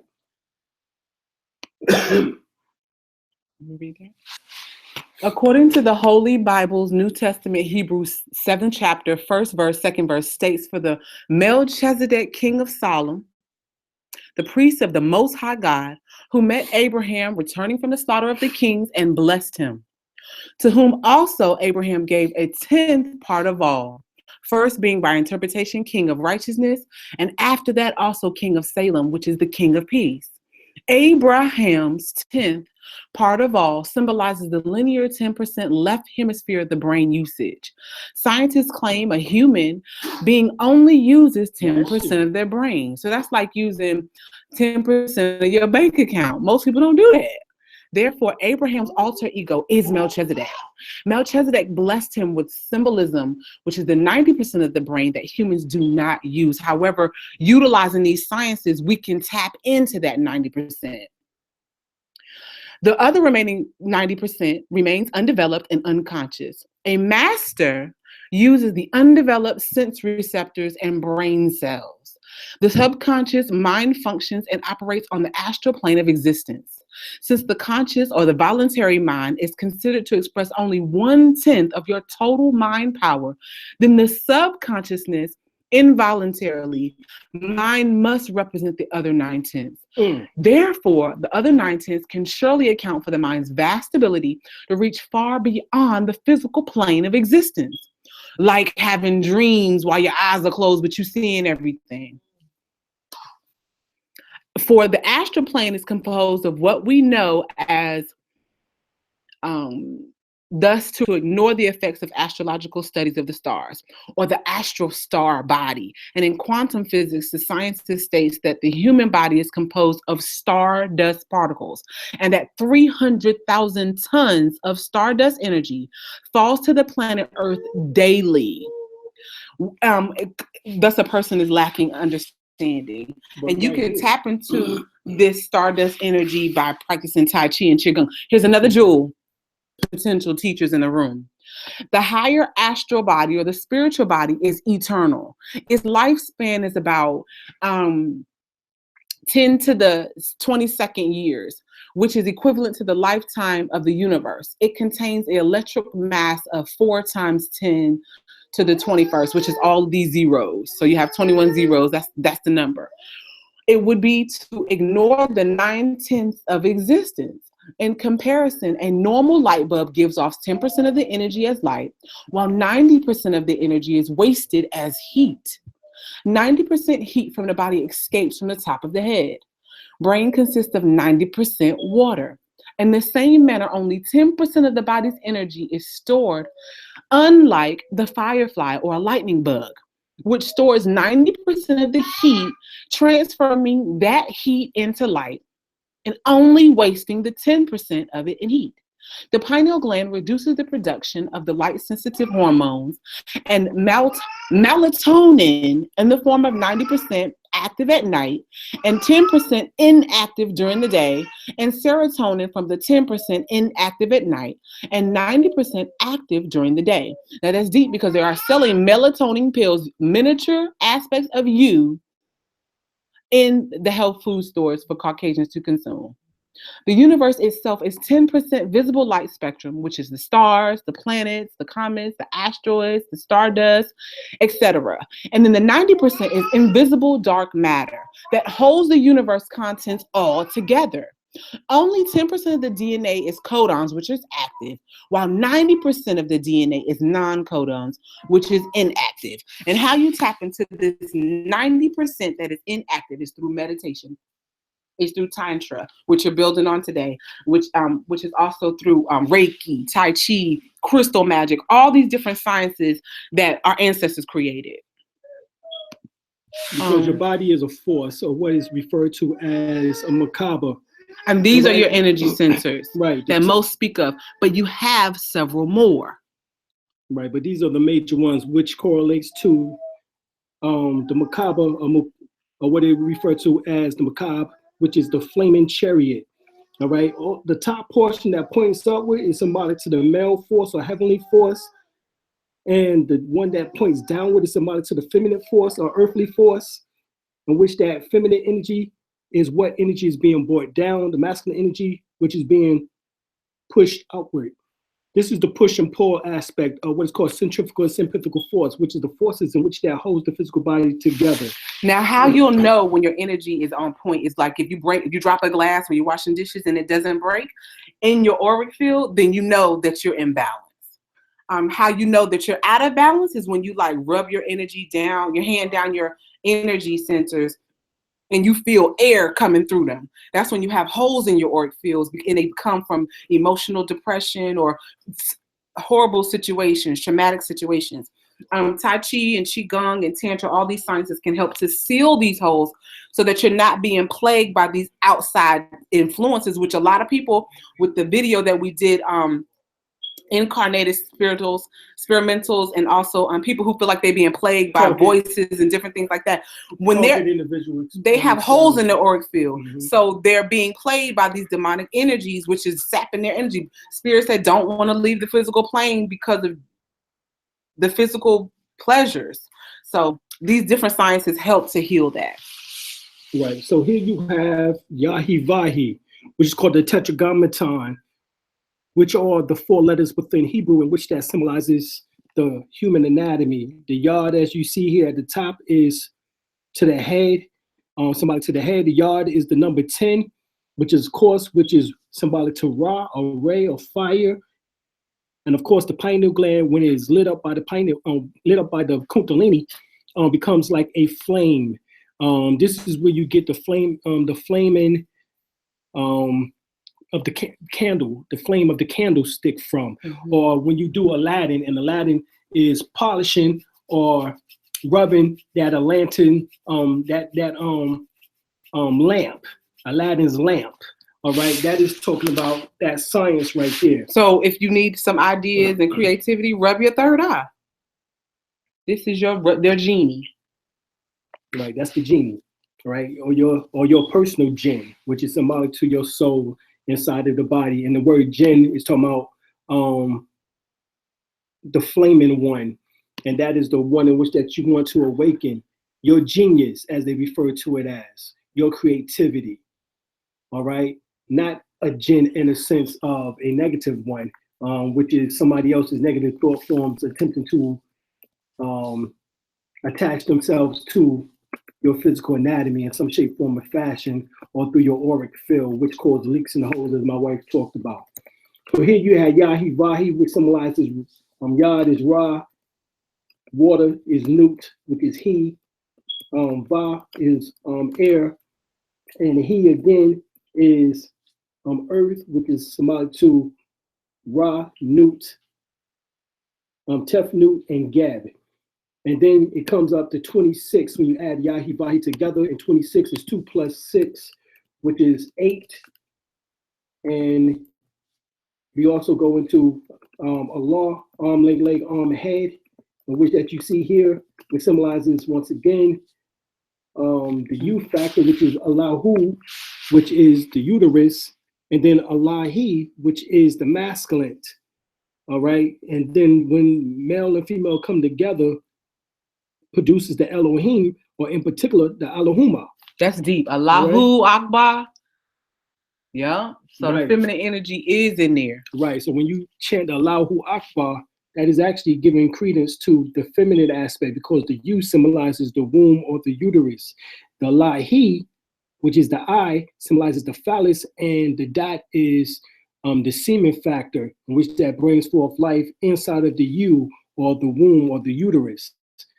All right. So here we have DNA, and you have Yahi Vahi, which we just talked about. Actually, it's talking about DNA, which is the 4 letters in DNA, which is known as CATG, which is what?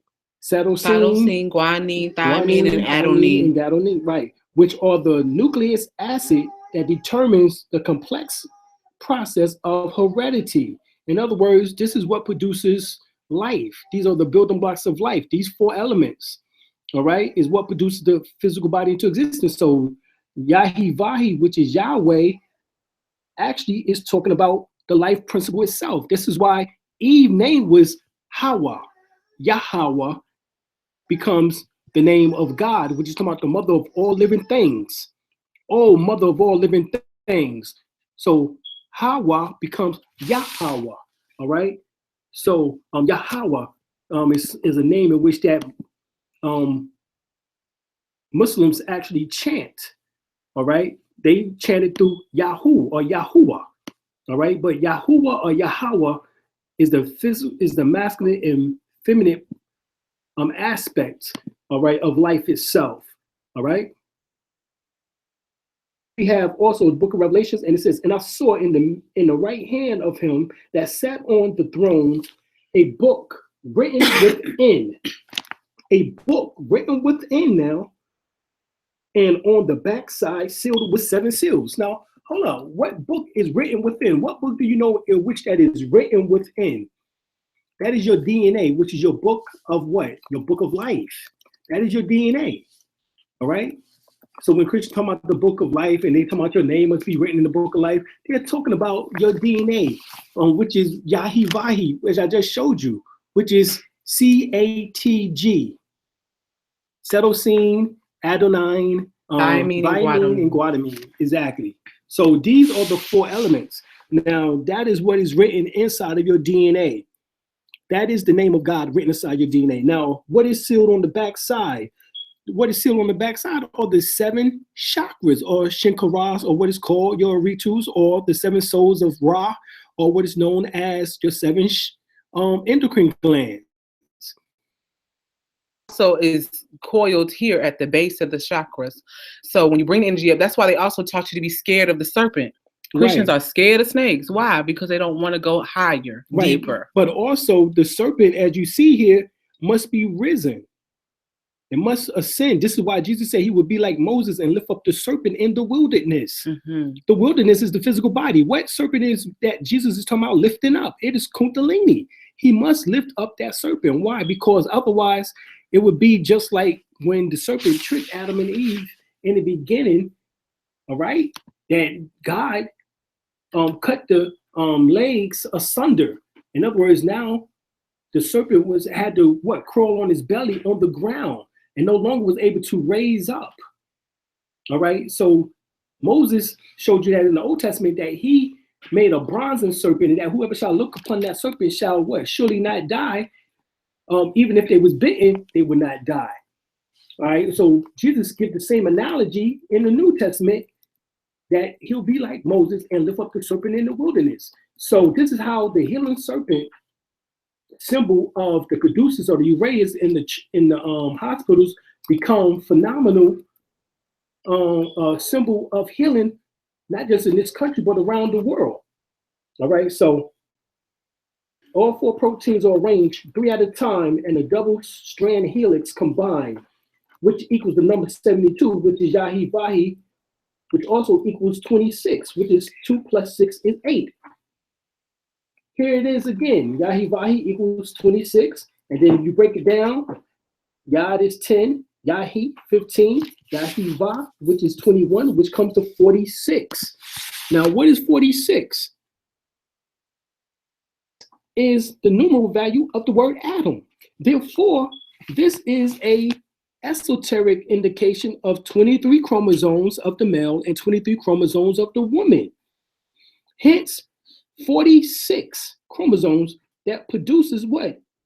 Life, which is human chromosomes, right? It takes 23 pounds of, I remember they were saying that there's nothing equal in the universe. I said, so my wife broke it down, then why is there 23 pounds 23 pairs of chromosomes for the male and the women, and 23 chromosomes for the women? That is equal. So even if there's 23 pounds of rice and there's 23 pounds of flour, yes, they different, but they both equal weight. 23 pounds. So let's get this nonsense out of the head here. There's a quality that we're talking about, and even at the 23rd hexagram in the I Ching, it means to break apart. And the DNA irregularity occurs at the 23rd angstrom. All right. So that is something that we have to understand. All right. Dr. Max Perutz states that there are about 100 million pairs of nucleotide base distributions amongst the 46 chromosomes in a single human cell. All right. So this is something deep because this breaks down every time we go further and further back on who we are as human beings mathematically. It always breaks down back to light, no matter how far you go. All right. And light had to break down back to thoughts. So sound breaks back down to light, light breaks back down to thoughts. And you find out that sound can even travel faster than light. All right. And that means that even sound, light can even travel as fast as thought. All right, we won't get to that right now, but that is something also to think about. Here, though, also you have that soul principle, as we talk about, embedded inside of the pineal gland, which is that soul principle, and it comes to actually 1/64, symbolic to what we just talked about, was the 64 permutations of DNA. Because that's what you get, is that if you add Eve, her name in gematria, which is Hebrew numerology, it comes to 19.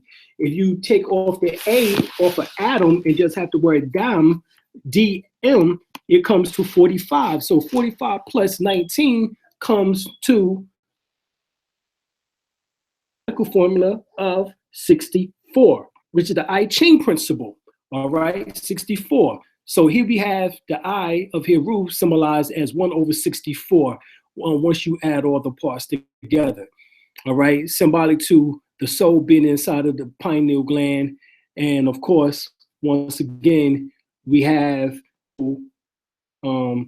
correspondence between ancient Egypt cosmology and the cranial vault. And here you have the skull of heaven, or the vault of heaven, as they say, which is one and the same. And you have the bark, which is the bolt of Ra, over top of Ra, which is the sun disk, on top of Heru, which is the hawk.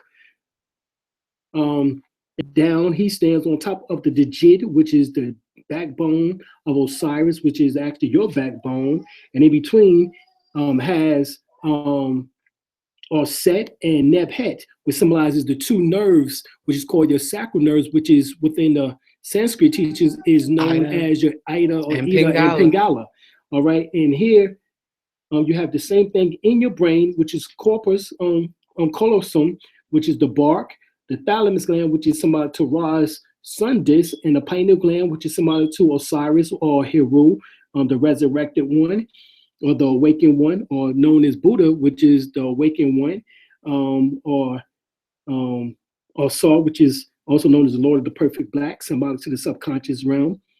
And you have the pituitary gland, which is Isis, and you have the cerebrum, punnacle, and pons, as well as also the medulla oblongata, which is symbolic to what? Horus. The Horus. All right. So once again, those are the correlations. And this all goes back to that 64, because we know that the brain is one of the first organs developed into the human body. And remember, the brain, when it comes to the sexual energy, is actually what really produces sexual energy.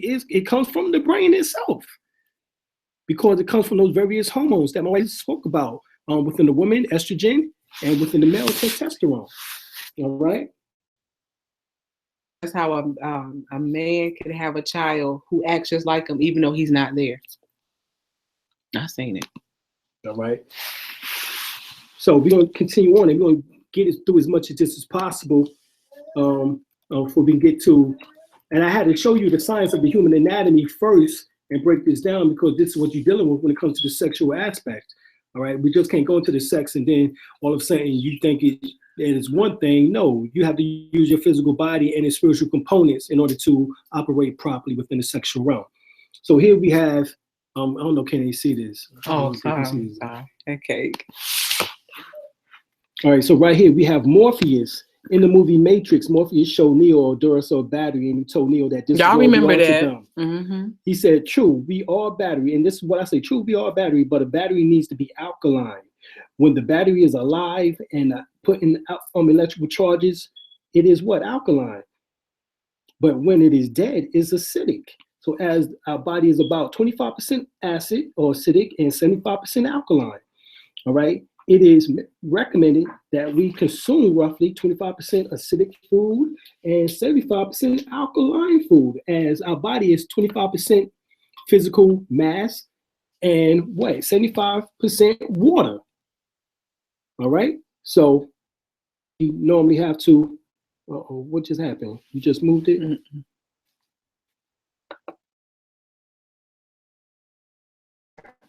So these are the 12 salts in which that correlates to keeping the body in balance. All right. And these nutritive salts, blood salts, muscle salts, these are the salts in which that you can find within plants. In particular, one plant, which is excellent, which we refer to as a weed, but is one of the most nutritional plants on the planet, which is dandelion. Mm-hmm. All right, which has all 12 nutritive blood salts, all 12 of these muscle salts, all 12. So if you're going to make a muscle blend, then dandelion got to be the base for that muscle blend, because it has all 12 muscle / blood salts in it. Mm-hmm. And as you see, these 12 salts are based on the 12 zodiac signs. All right, on the 12 zodiac signs. I won't go into all of it right here, but for example, we went into it on part 2. Right. Hell. Bingo. There we go. All right. So right here we have the Asian health secrets of hair diagnostics, as well as also of the body itself. And I won't go into all of it here, but you'll get it as you can slow down And zoom in. And zoom in and see the information itself.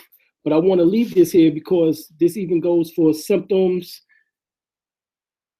within the body, as well as herbs that you can utilize. All right. You can look at your hands, your ears, your eyes. In particular, this is where Iridology comes from. Our teacher, Dr. Paul Gauss, one of the foremost herbalists with Dr. Sebi, as well as also one of the foremost iridologists, taught us, in which that we are certified in iridology, that your eye, if you look at a clock, you can actually gauge where this ease can creep in at based on the leaks and holes in which that comes through negative thought forms being attached to your auric field can cause dis-ease within your body. And I can look at your eyes in order to tell the area in which that is weakened through your own negative thoughts or either through someone else's negative thoughts being implanted inside your auric field. All right. And so this shows you the warning fingernails. All right. And we do want to go over the fingernails at least. Read this for me. Okay. It says if you have white flecks, that's because you have a shortage of zinc in your body. Right. That's a zinc deficiency, which is necessary for the sexual act. Your genitalia is one of the main places for the zinc factor.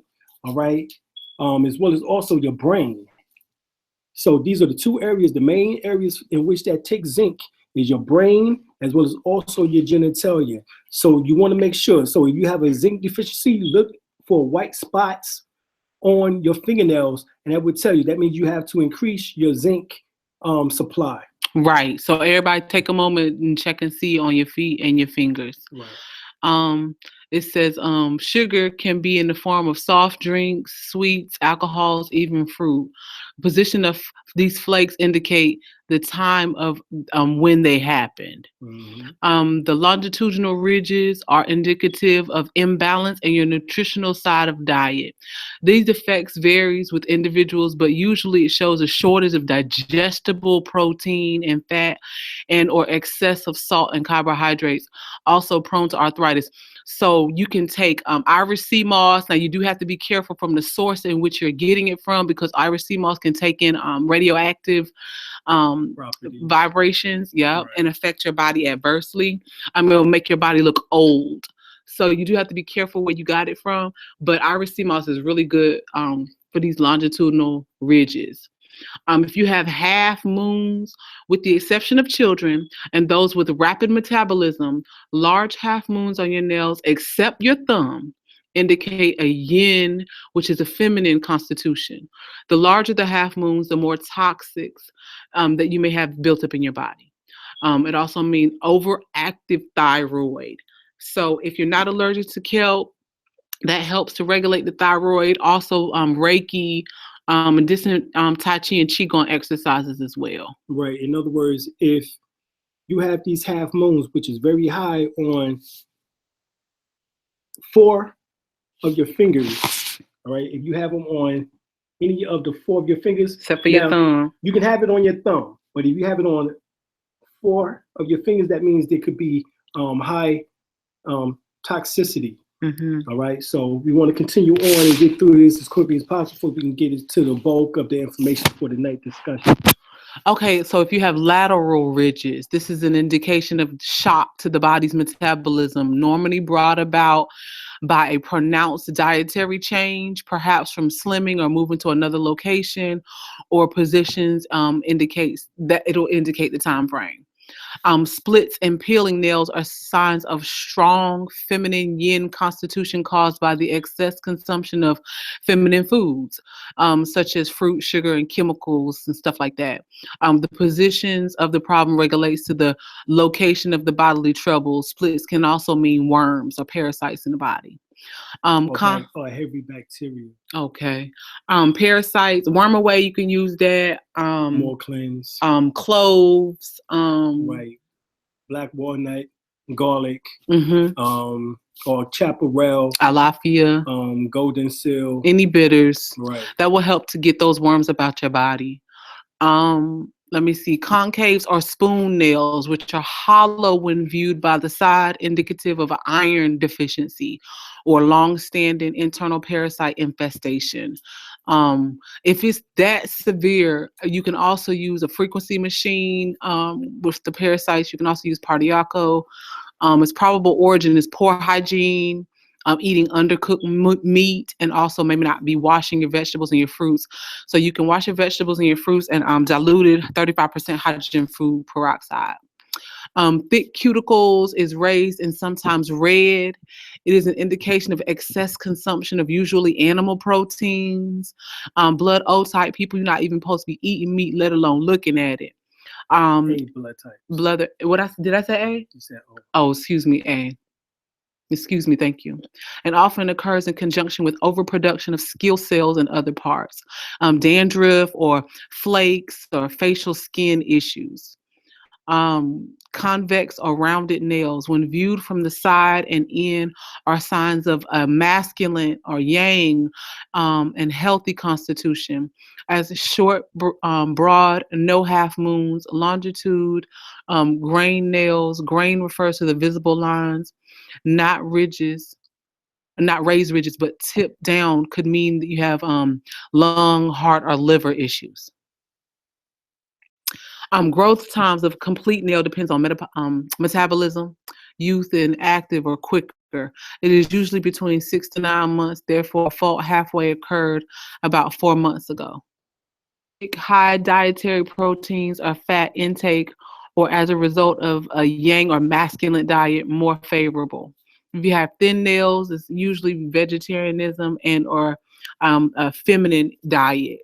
Lots of sugar, coffee, fruit. Colors, can't really see that. It says pink, healthy, dark red. Let me see. I can't see it. It's all right.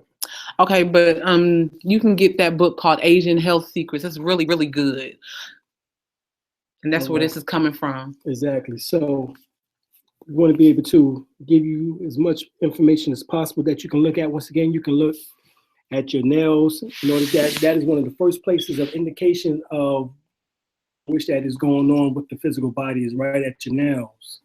All right. So that's why we wanted to read that information for you. You can look at them once again on your hands or either on your feet. Early detection is powerful, family. Right. You know, if you care enough about yourself, look at your body, look at your family's body. Let that be a session that you do once a month with each other so you can early detect certain things and then you can do stuff about it because there's a solution to everything. Right. Catch it early.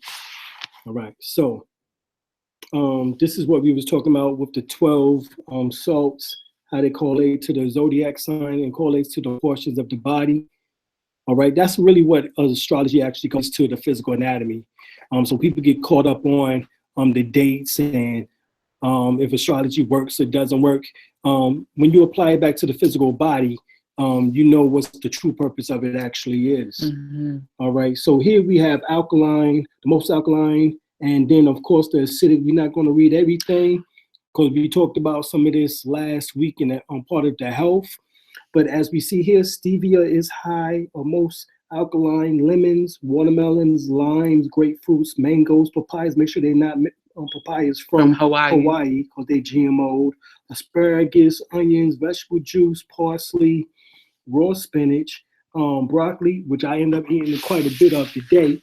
And olive oil. And all of these most alkaline foods, they help to make your oral sex sweet. You'll taste sweet.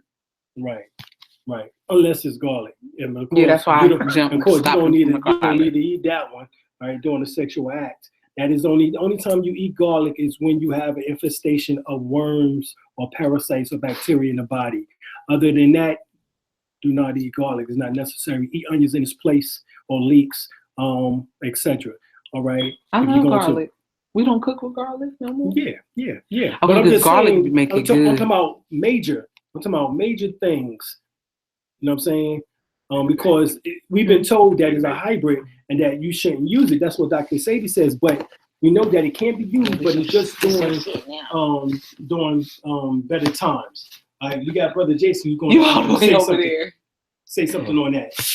Oh no, Yeah, there you go. the simple fact that no matter what you're growing, when you get into the growing aspect, no matter what you're growing, if you can get the quickest you can get it off the vine, is going to be the most life you can get out of it.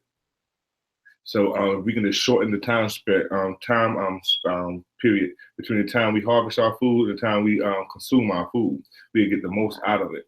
So even if things such as garlic, you'll see that the brother said you're not supposed to eat garlic all the time. Mm-hmm. But you'll see that most of the time when you're growing garlic, it takes about a year before you can actually eat the garlic that you grew. So these things begin to teach you how you're supposed to consume them. You see things like radishes and things of that sort that it takes anywhere from 15 to 30 days to mature. And those are things that you can, and it is tolerant for both hot and cold temperatures. So these things we have to not only know how much of these things to put in our system, know how to read our body to see what our body is asking for, but also listen to nature in ways that and let it teach you how to eat. Tomatoes don't grow in January, so you shouldn't have a high tomato diet. Have a lot of tomatoes in your diet during Christmas for your Christmas dishes. So all those things, nature gives you what you need when you need it. Mm-hmm. So in the wintertime, you have a lot of nuts and things that are sort of coming out, and you'll see that nuts are high in iron. So, and then when there's a lot of iron in your blood, your blood is warmer, so it keeps your body warmer. So all of these things, as you're going along, and as you are deciding, consciously deciding on what you're going to put into your body, just like the brothers and sisters saying here, we have to read and be literate of our body first, and then be one with the things around us, with nature around us. Bless, no doubt. All right, so we'll move on. What's the acidic things? If you don't know what that is by now, then you already have a serious problem. All right, but sodas, cakes, pies, anything that has white sugar, white flour, white rice, anything white, all right, that's a problem. All right, so what cleanses the melanin? Well, vitamin B complex, specifically B2, B6, B12. In other words, chlorella, green leafy vegetables, spirulina, blue algae. These things cleanses the melanin. All right, melanin have to be cleansed. All right, especially during certain times. If you know the times of when your body needs cleansing, like for example, mine is every 10 years. All right, I need to do a serious cleansing every 10 years. Brother we spoke to the other day. His was every 7. His was every 7 to 8 years. You know what I'm saying? So you have to know your body, just like Brother Jason was just talking about, on how you need to cleanse out. The best times. Of course, you would want to cleanse out. That's why Muslims have Ramadan. You got 30 days to cleanse out. That's why Jews do every week with the Sabbath or the Sabbath, which is every week, which every Saturday, Friday afternoon is 6 or evening from 6 until Saturday evening. At 6, that 24-hour span, they fast. So you have to know, what I'm saying, the fasting, for your system. All right, that's the key that we have to know. Queen of Four book, which is Heal Thyself. Heal Thyself, is an excellent book on how to come into the science of fasting. Mm-hmm. If you fast, you're not going to eat a double cheeseburger, coming off a fast. All right, you're not going to do that. You're going to make sure you have some water. You'll make sure that it's something of a fruit that's light, or a salad. You know what I'm saying? Smoothie. Right, or a smoothie. Something that's light, all right, as you come off a fast. You can't eat something coarse. Otherwise, there will be situations and problems with your digestive system. All right, so read this for me. Okay, melanin may be viewed as a battery Remember, Neo was shown the battery by Morpheus. That is partially charged and can also accept an electrical charge. When sunlight or other energy comes in contact with the melanin battery, it increases the charge of the battery to a certain degree. When the energy is captured, the battery has more energy to use in the body. This means that the human being can charge up their melanin and possess the unique ability to absorb various energy sources and convert these absorbed energies into reusable energy. This includes mediums such as musical vibrations, sound waves, sun rays, sun heat, light rays, etc. In theory, matter is shaped and structured by light. These molecular molecule combinations eat light in order to maintain, expand, and evolve matter. The more highly evolved the species, the more complex its biological capacity is to use light. Thus, why we emphasize practicing Tai Chi and Qigong. Right, exactly. Professor Hitchmo-Tima. If I can add Yes, please. go. to the dietary aspect. You see it, you've never seen a tomato with a pimple. And so you see that the tomato witnesses the sun all during the hottest months of the year, and it never has a pimple. It barely has even a stretch mark. Its skin is smooth, all these things. And when you bite into the tomato, especially when I'm harvesting in the field, I bite into a tomato and it'll roll down my face. There's so much water in these things that are right there. So this intelligence has come to us and literally asking us to take it. We must take it in. So when you were coming down to what you must eat when, I was sitting with some of my students and we were discussing how to eat in the hottest months when you're working in the field. And they I had one day that the parents did what they were calling a ghetto burger, in which it was a hamburger about this thick, and which they fed those boys right before they went to the field, thinking they were doing them a favor. We got the least done that day than any day before then. So the next day, I came in and we walked around the garden. We fixed salads and things of that sort, and we ate that. Then we took a little 10 or 15, probably like 30-minute break. And then we went out and get field. And we did 3 times the work, simply because we put in the foods that were conducive to our lifestyle. If you're sitting all the time, there's certain things that you're supposed to be eating. If you're active, constantly acting, there's certain things you're supposed to be eating. If you're sitting in front of a computer all the time, that's light that you're taking in. So it's more water that you need to bring in. So all those things, these things can teach us as we align ourselves. These things can teach us from the simple fact that the water that we need, if you're witnessing the sun all day long in the hottest month, is in the fruit that is provided during those months. All right. Y'all getting it tonight, I'm telling you. All right, so we wanted to talk about Hilton Otima, and what he said is that man began the unnatural practice of eating and drinking. He introduced into his body foreign matter that had no place there.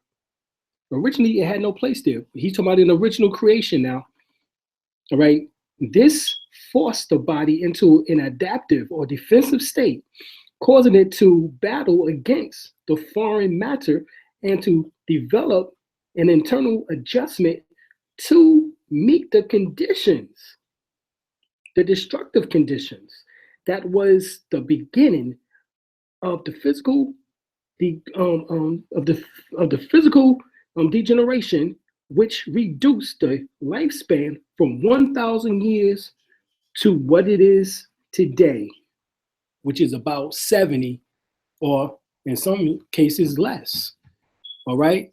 The Bible went from 1,000 years as a day unto the Lord.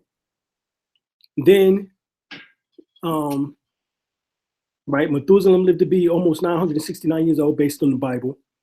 Then by Genesis, the 5th chapter, it went down to 100 and I think Genesis, the 5th or 10th chapter, it went down to 120 years. Said, my spirit will not strive with man, but 120 years.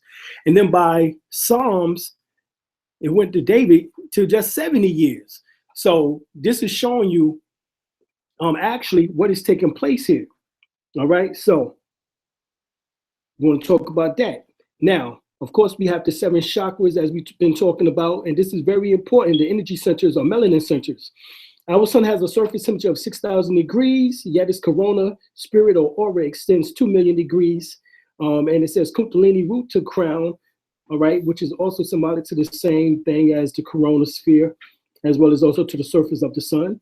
Melanin, the perfect super absorber of light and all energy frequencies, as we spoke about earlier. Melanin can rearrange its chemical structure, absorb all energy across the radiant energy spectrum. And we said sunlight, sun rays, music, sound, radar, radio waves, and can transmute and store this energy for later usage. All right. Now, where they store this energy at? Well, right here, you can see that there's 7, the electromagnetic spectrum. You can see that there's 7, right? You have the wavelengths, right? You have radio waves, microwaves, infrared waves, visible spectrum light, which is Roy G. Biv, right? Roy G. Biv, red, orange, yellow, green, blue, indigo, and violet. You have ultraviolet light, X-rays, and gamma rays. Count them: 1, 2, 3, 4, 5, 6, 7. So even though you have 7 within the visible spectrum itself, you have 7 overall. This is what you refer to as your states, all right, of the various states of also of heaven. All right, excuse me. So here, all right, I won't go into it all, but red happens to be the slowest and lowest rate of vibration of the visible spectrum. All right, so you have long waves, which is electrical wave, microwaves, infrared waves, visible spectrum. And then you have within the visible spectrum, red, green, blue, indigo, violet, as we talked about. All right, but of course, long radio waves, which is electrical wave, is radio, TV, radar. You have microwaves, which is microwaves, of course, in which that most of y'all have probably within your homes. Infrared waves, which is human radiation. In the greenhouse effect, infrared waves become the atmosphere, thus increasing, or what they refer to as global warming nowadays. All right, even though some say it's not even happening, but yet we see that just within the last year, 2016 was the hottest year in history recorded. All right. So in the state of North Carolina for here in the state of North Carolina, we're predicted to be tropical, which is a temperate area. We're predicted to be tropical within the next 10 years. Exactly. And so if you see that for a farmer in particular in the state of North Carolina, the strategies have had, I know personally have had to change over the years for the simple fact we haven't had winters, and how dependent our system was upon that dormant state. And now that dormant state is almost obsolete to the point where you have to switch up your methods and things of the sort to adapt to those things. And so, absolutely. Exactly. All right. So, all right. So, we know that using the Roy G. Biv aspect, you can actually take the color, project it onto another person that you are healing, that you are doing healings for, and you can help heal their body. Like, for example, you can use red, and it says what? Red stimulates the liver, the automatic nervous system, and the circulatory system. Mm-hmm. All right, so you can actually increase a person's overall energy level simply by projecting the color bright red onto their auric field, All right, then you have orange. All right, it gives life and promotes healing conditions to the stomach, intestines, pancreas.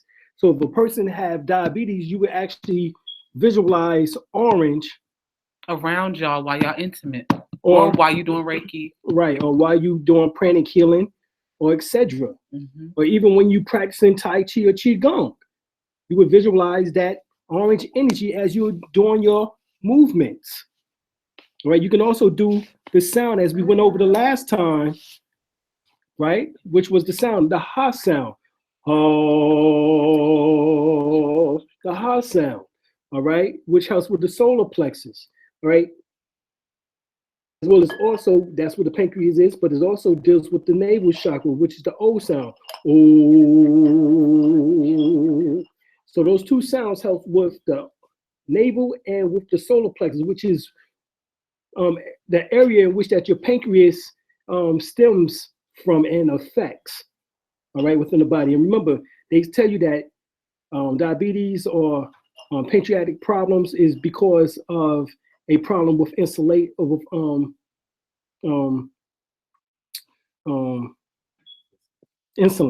Thank you. All right, so here we have yellow, Yellow can be used in order to stimulate the entire eliminative system, the whole digestive system, lymphatic system of glands, the liver, the gallbladder, the bladder, and the nerves. All right. Green can be used to stimulate, which is the life force of the planet Earth itself. And it can be used for all heart ailments. Blue, in which that can be used for antibiotic. It relieves all itch and irritation and on fevers and etc. We got indigo, all right, in which that can be utilized as an antibiotic, which helps with bleeding tissues, internal bleeding of the organs, nosebleeds, tightening, affirming, and toning the flesh, even awakening the gift of intuition. And then violet, which is purple, can also be utilized, which is an antibiotic, which can stimulate the spleen. It deepens basically the actions of the appetite. It affects the nerves, the heart, the lymphatic glands, and overall activity, all right, of the body, as well as also it helps with the psychic and spiritual development of an individual, all right? So we wanted to show those, all right, because this help you understand the science of melanin. This is a good book. Dispelling the Myths, which is by Dr. Timothy Owen Moore. Right, Timothy Owen Moore, who is a very good friend of ours at Feather State University. He's the head of the psychiatric or psychology department there. And in the third dimension. Well, you'll also see him on the Blow documentary as well. We got to get that plug because that's definitely still being manifested. And it's coming out soon. We are in the editing stages now. But in the third dimension, he mentions in the book, melanin acts as a semiconductor to transform energy. A semiconductor, what is the problem then? Why isn't it acting as a full conductor? All right, what is going on? Why is there a gap? Well, right here, we find out there's a gap. Go back, please. We find out right here why there's a gap. In the book, okay. Right, in the book, it states right here, as a semiconductor, melanin has an energy gap. The absorption of energy is required. An absorption of energy is required before the electron can jump into the conduction band and makes the melanin conductive. And an increase in conductivity increases the sensitivity of melanin to the what? Electromagnetic world of the etheric beings, right? Astral projections and spiritual entities. At low frequency, the conductivity in melanin is small, but at ultra high frequency, which is UHF, melanin is a superconductor, right? Maximum current flows on the skin, the electrons on the skin. This is what helps. So remember, we talked about how photons interact, which is symbolic to prana, interacts with the electrons and stimulates that energy. And here it is. It states specifically that before melanin can be filled in, all right, that you have to absorb energy required before electrons can jump the conductivity band. Remember, we talked about that there's 7 energy bands, all right, or 7 shells, and it can't jump those 7 shells and make you homo Christos, which is the production of DMT, all right, or pinoline, all right, which is the spiritual molecule, as it is called, in order to give you access to these spiritual entities, astral projections, and etheric beings. All right, you can't do that until you absorb enough energy. And this is why you utilize this Qigong and Tai Chi, as my wife keeps saying.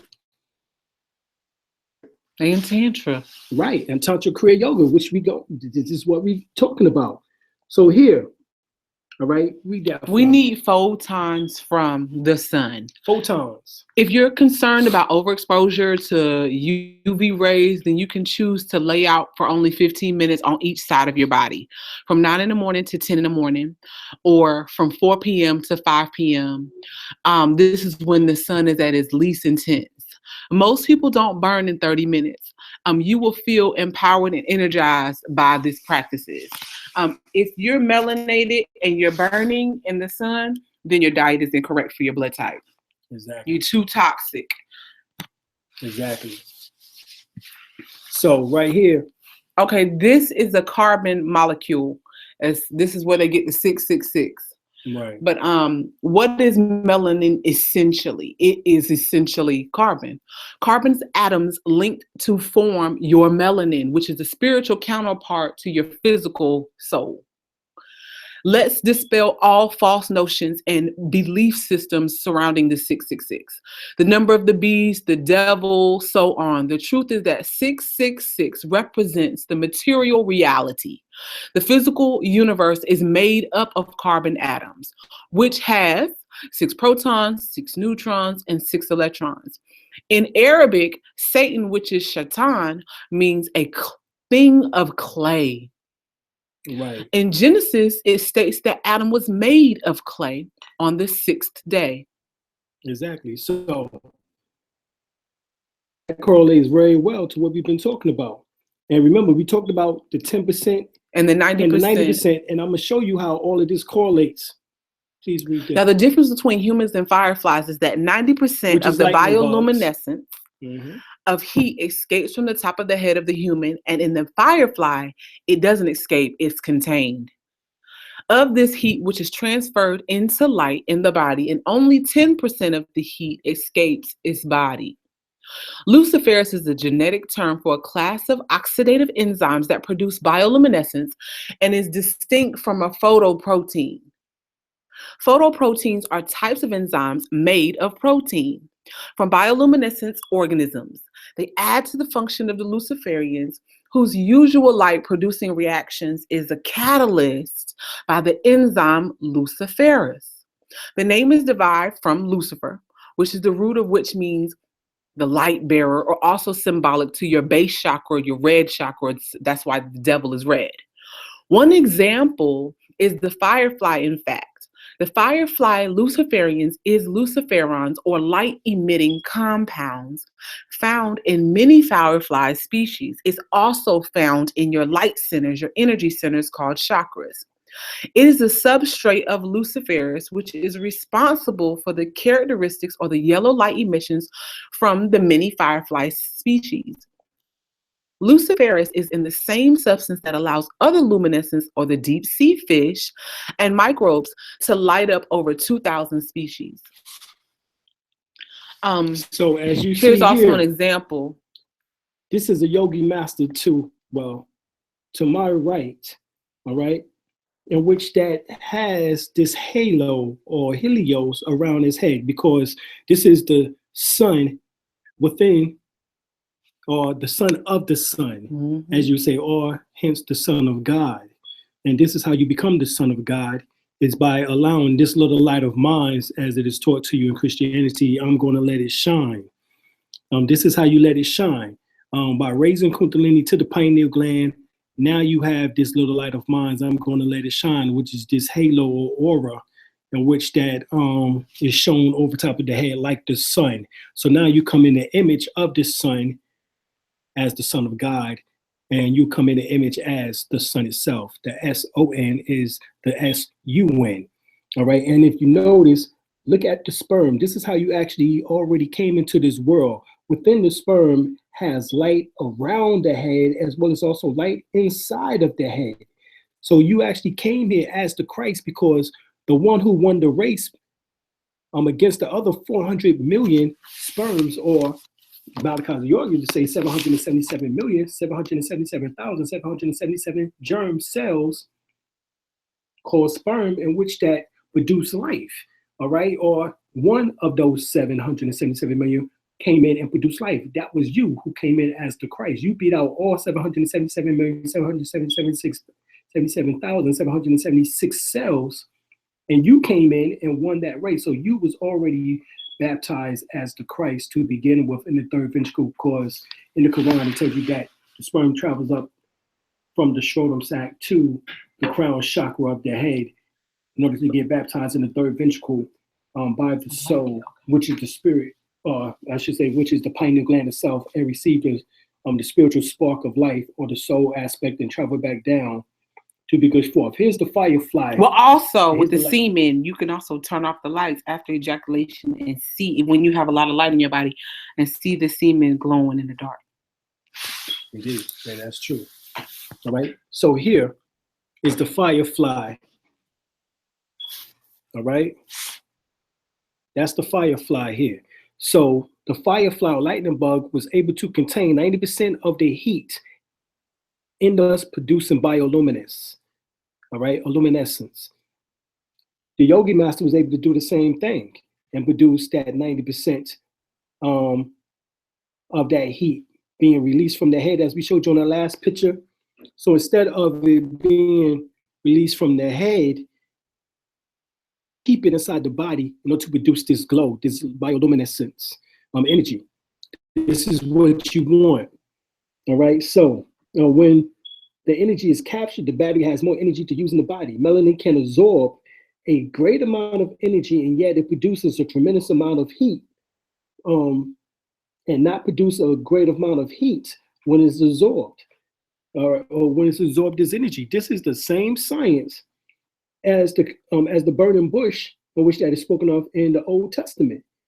All right, because it can transform harmful energies into useful energy. This means that the human can convert these absorbed energies, right? Or the human being can charge up the melanin process, and because they process or possesses the unique ability to absorb various energy sources and convert these absorbed energy sources into reusable energy. This includes mediums such as, we said, music, vibrations, sound waves, sun rays, sun heat, light rays, etc. Now, according to Dr. Leon Edelstein, melanin can absorb tremendous quantities of heat of all kinds, including energy from sunlight, X-rays, energies that is formed within the cells during the metabolism of cells. All right, and Dr. Frank Barr states in his theory that, remember, matter is shaped and structured by light. My wife read that. So these melanin, which is these molecular melanin combinations, eat light. How do you eat light? You have to absorb the light, and that is through practicing Tantra Kriya Yoga, Kundalini Yoga, Tai Chi, Qigong, pranic energy, etc. Remember to fill in that gap of melanin, as we talked about earlier, right? And there's nobody really talking about this information, all right? And I don't understand why, because this is the highest information on the planet Earth. Everything else is nonsense, distractions, all right? Well, when it's talked about, you are empowered, and then who's gonna buy the weaves at the Oriental spots, and who's gonna buy the plastic rice, and the poop burgers and the perms.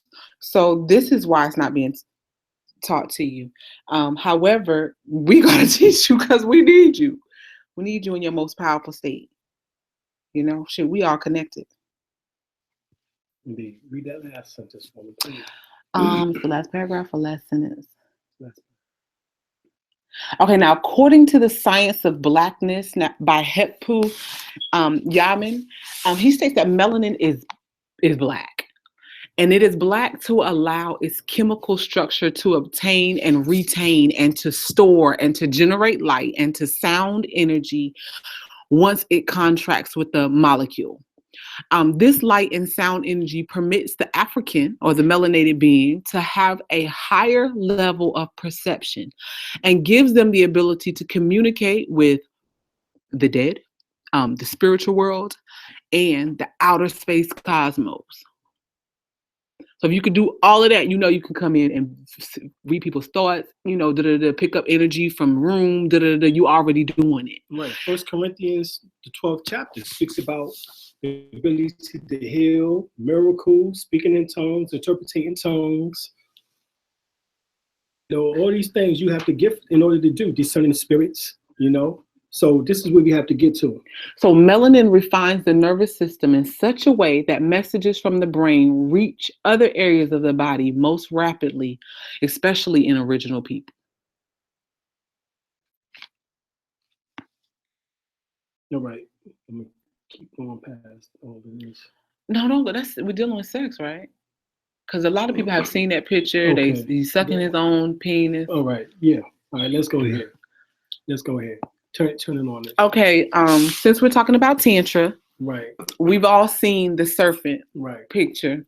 And it says unto the woman, ye hath God said, ye shall not eat of every tree of the garden. And the serpent said unto the woman, you shall surely die. Now notice, this is serpent called Satan. If you just put the N on it, it becomes Satan.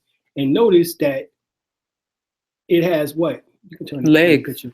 It has legs. So this is where this comes from about, originally Satan had legs. It was right on the walls of ancient Kemet, and they took it right off the walls. This is Sata. Sata, like I said, you put an N on it, which symbolizes that same, look here.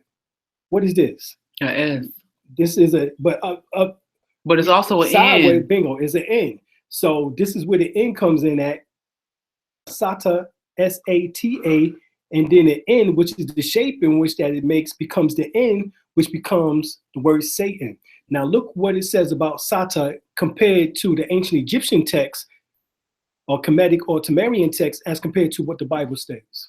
Okay, now the indigenous text says, the Papyrus of Ani, translated by Wallace Budge, the chapter of making the transformation into the serpent, Sata. A man could become immortal like Sata by repeating prayers to identify themselves with God, to identify themselves with the great serpent Sata, or to identify themselves with the son of the earth. It was immortal because he was regenerated every day in the womb of the sky Neter, which is Nut, the goddess. Just like Sata, Jesus was called the Son of Man.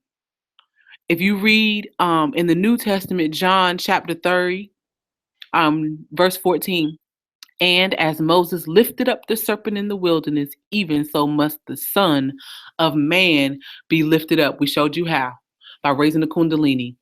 Now, the misinterpretation is in Genesis chapter 3, verse 1 through 15. And he, which is the serpent, said unto the woman, yea, hath God said, ye shall not eat of every tree of the garden? And then the serpent said unto the woman, ye shall not surely die. And then it says, for God doeth know that in the day ye eat thereof, then your eyes shall be open, and ye shall be as gods, knowing good and evil. And the woman said, the serpent beguiled me. And the Lord God said unto the serpent, because thou hast done this, thou art cursed above all cattle, and above every beast on the field. Upon thy belly shalt thou go, and thus shalt thou eat all thy days of thy life. The legs was cut asunder, and now the serpent had to what? Crawl on his belly. Right off the walls of ancient Kemet. So what is the metaphysical meaning of this? At one time, the Kundalini was able to raise and move freely through the body. But now, because of your debase and your detachment from your higher self, which is your Lord and personal Savior, your God, your Christ. The Skynet of the God is new. Right. You are no longer connected, and now you have debased yourself, and now the Kundalini dwells mostly confined, half asleep, to the area known as the sacral bone. So now it can no longer travel like it used to. This is the reason why you must now raise the Christ, because remember, Jesus said he's going to be like Moses and lift the serpent up in the wilderness. This is the serpent he's going to re-resurrect, was himself. Shoo. That's why it's so captivating to watch Jerry Springer and Atlanta Housewives and 30,000 people in videos where they talking about foolishness, because it's so captivating. The lower energy. Matter of fact, we're placed there purposely. Let's see if this information go viral. No, because too long. Because all that nonsense that everybody be talking about, which is not teaching you anything about yourself. As my wife is talking about, because you're not learning nothing about yourself watching them nonsense programs. All right, you're not learning anything, but you learning about life here with us. All right, you learning these higher sciences. All right, so we're gonna continue on. So here you have Adam comes from in your Bible as being the first man and become the great he, she, because remember in Genesis, the 5th chapter, it says that God named male and female, he named them both Adam. So he go Adam, which is Atum, which is become the great he, she, which is he himself sucking or kissing. Remember Usher said, bang, bang, bang. All right, you the best kisser. Well, right now he kissed his own, symbolic to the resurrection or the erection, as you see here. All right, but in his upper form, you see him here, and he's looking directly into the womb of life, which is symbolic to Adam and Eve. And here's the serpent, the same symbols that is told in your Bible. That's why they said we were evil. Right, because the woman was associated with who? The serpent. The serpent. And look here, the serpent once again has what? Legs. So once again, they got cut asunder, and now he crawls on his belly. All right, but was they really worrying about this serpent, or was they worrying about this serpent? Because this serpent is what gives forth life, but it can be haphazardly if the man is not taught proper way. Sexual instructions. All right, if the woman is not taught proper sexual instructions, because remember, this is dealing once again with genetics. All right, so this isn't just about having sex because you're horny, hence the horns on top of the Satan's or the devil's head. All right, that's why the goat was symbolic to the devil, is because he was horny. All right, so understand the symbolism in which that was used by the ancestors, because they were trying to convey to you what goes on within your own anatomy and within your own psyche. All right, the Albion done took it to another level. All right, they're having sex with goats. All right, that's another story. We got into that a little bit earlier about the bestiality thing. And because they can't decode symbolism. So here, we have the picture and read that for me. Atum, also known as Tim, Temu, Tum, Atim, Dimon, the great he or she. Yeah, the great he or she created one, was the first being to emerge from the waters of noon on a mound of earth. Water and earth is clay. That's why we love mounds as the mound builders. Also, too, we found a lot of clay, too, in the earth. So we're going to be having pottery and bowls and stuff like that and jewelry. I'm excited. He embodied both the male and female aspects of life. Which all humans do. Yeah. Because a woman has a small amount of testosterone and a large amount of estrogen, which makes her a woman. The male has what? A large amount of testosterone and a small amount of what? Estrogen. So you each are called the great he, she, symbolically, not the homosexually, but symbolically, because we both represent that great he, she, which is that principle, which is symbolic to becoming androgynous in that sense. But once we come into understanding of who we are and what our purpose is, not perverted sexuality, but proper sexuality instructions, as we're talking about here today. And perverted in that is imbalanced. You know, if you have too much yin energy in the room, it's an imbalance. Right. If you have too much yin energy in the room, it's not balanced. Right. And it's purposely giving you that perspective in a form that it's okay, so that you don't populate. You know, so it's manipulation regardless. Right. So it's not about the fact of being against homosexuality. It's against not population. That's what we're against, is the control of mind that the Rothschilds and the Rockefellers and these individuals are putting forth through the eugenics program and parenthood, Planned Parenthood, and all these things. All these things is part of their plan, population control agenda. It's not something which that we should take on.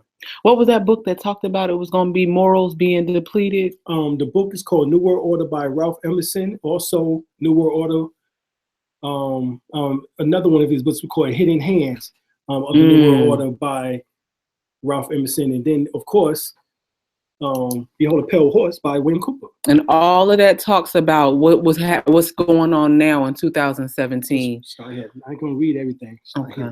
Mm-hmm. But I wanted to go back to the point where you Oh, was at. It said the great she. Therefore, his semen contained all that was necessary to create new life and Netaru. And that's true. That's what it's symbolic to. Because the man has the ability in order to produce through The semen, sex. the sex of the child, male or female.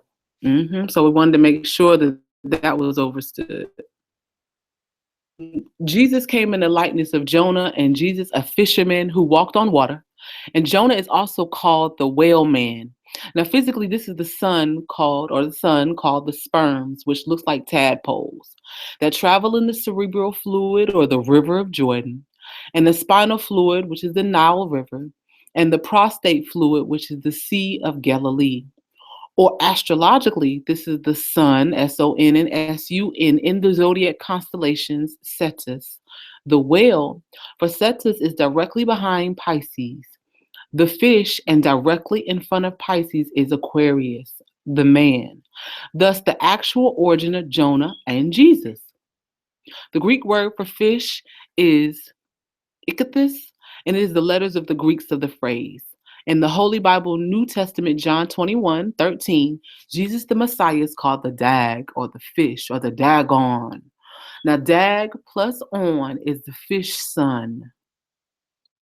In the Holy Bible, Testament, John 21:15, Simon or semen or Peter or penis, Simon, son of Jonas's sperm. In the Old Testament, Exodus 33:11, it states that Jonah, or the breath, or the son of Noon, the primordial waters, which is unformed matter.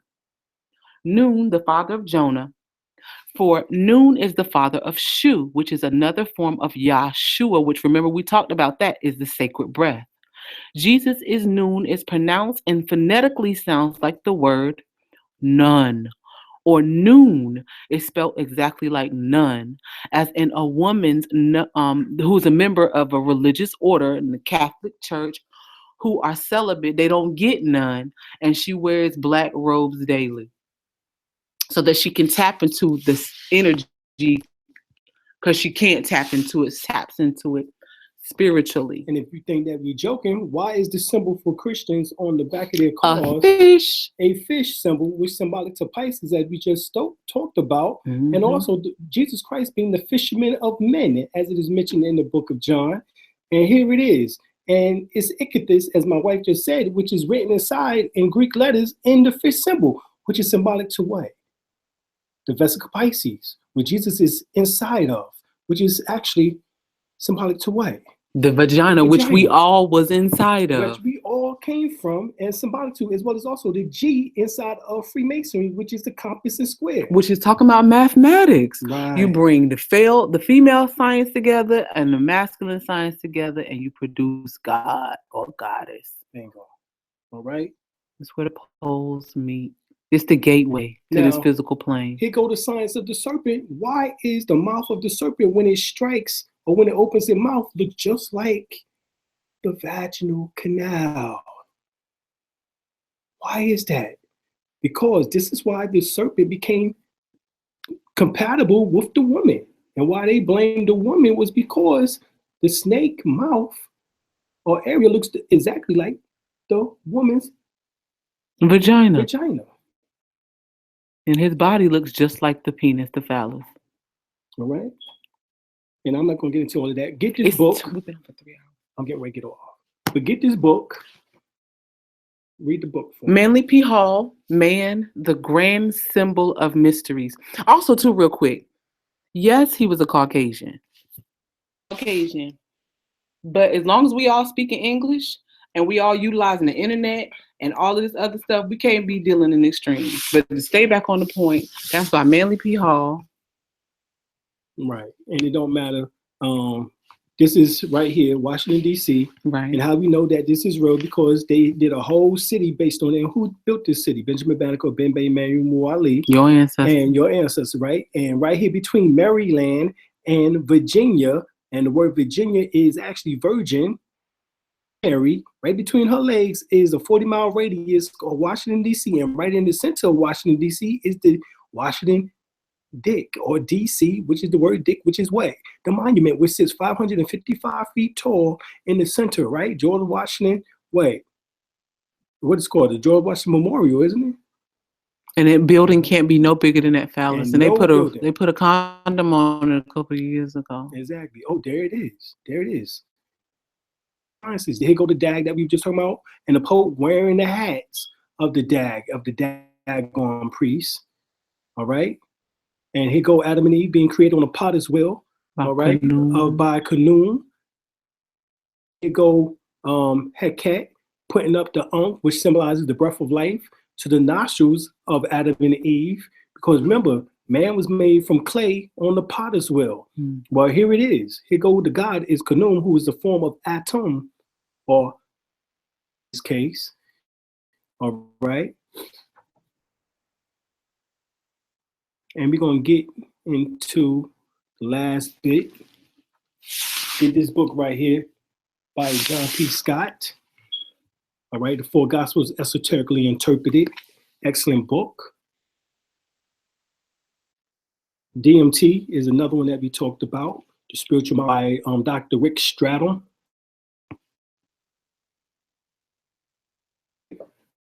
And this is what we're talking about is the sun's rays. This is Qigong, Tai Chi.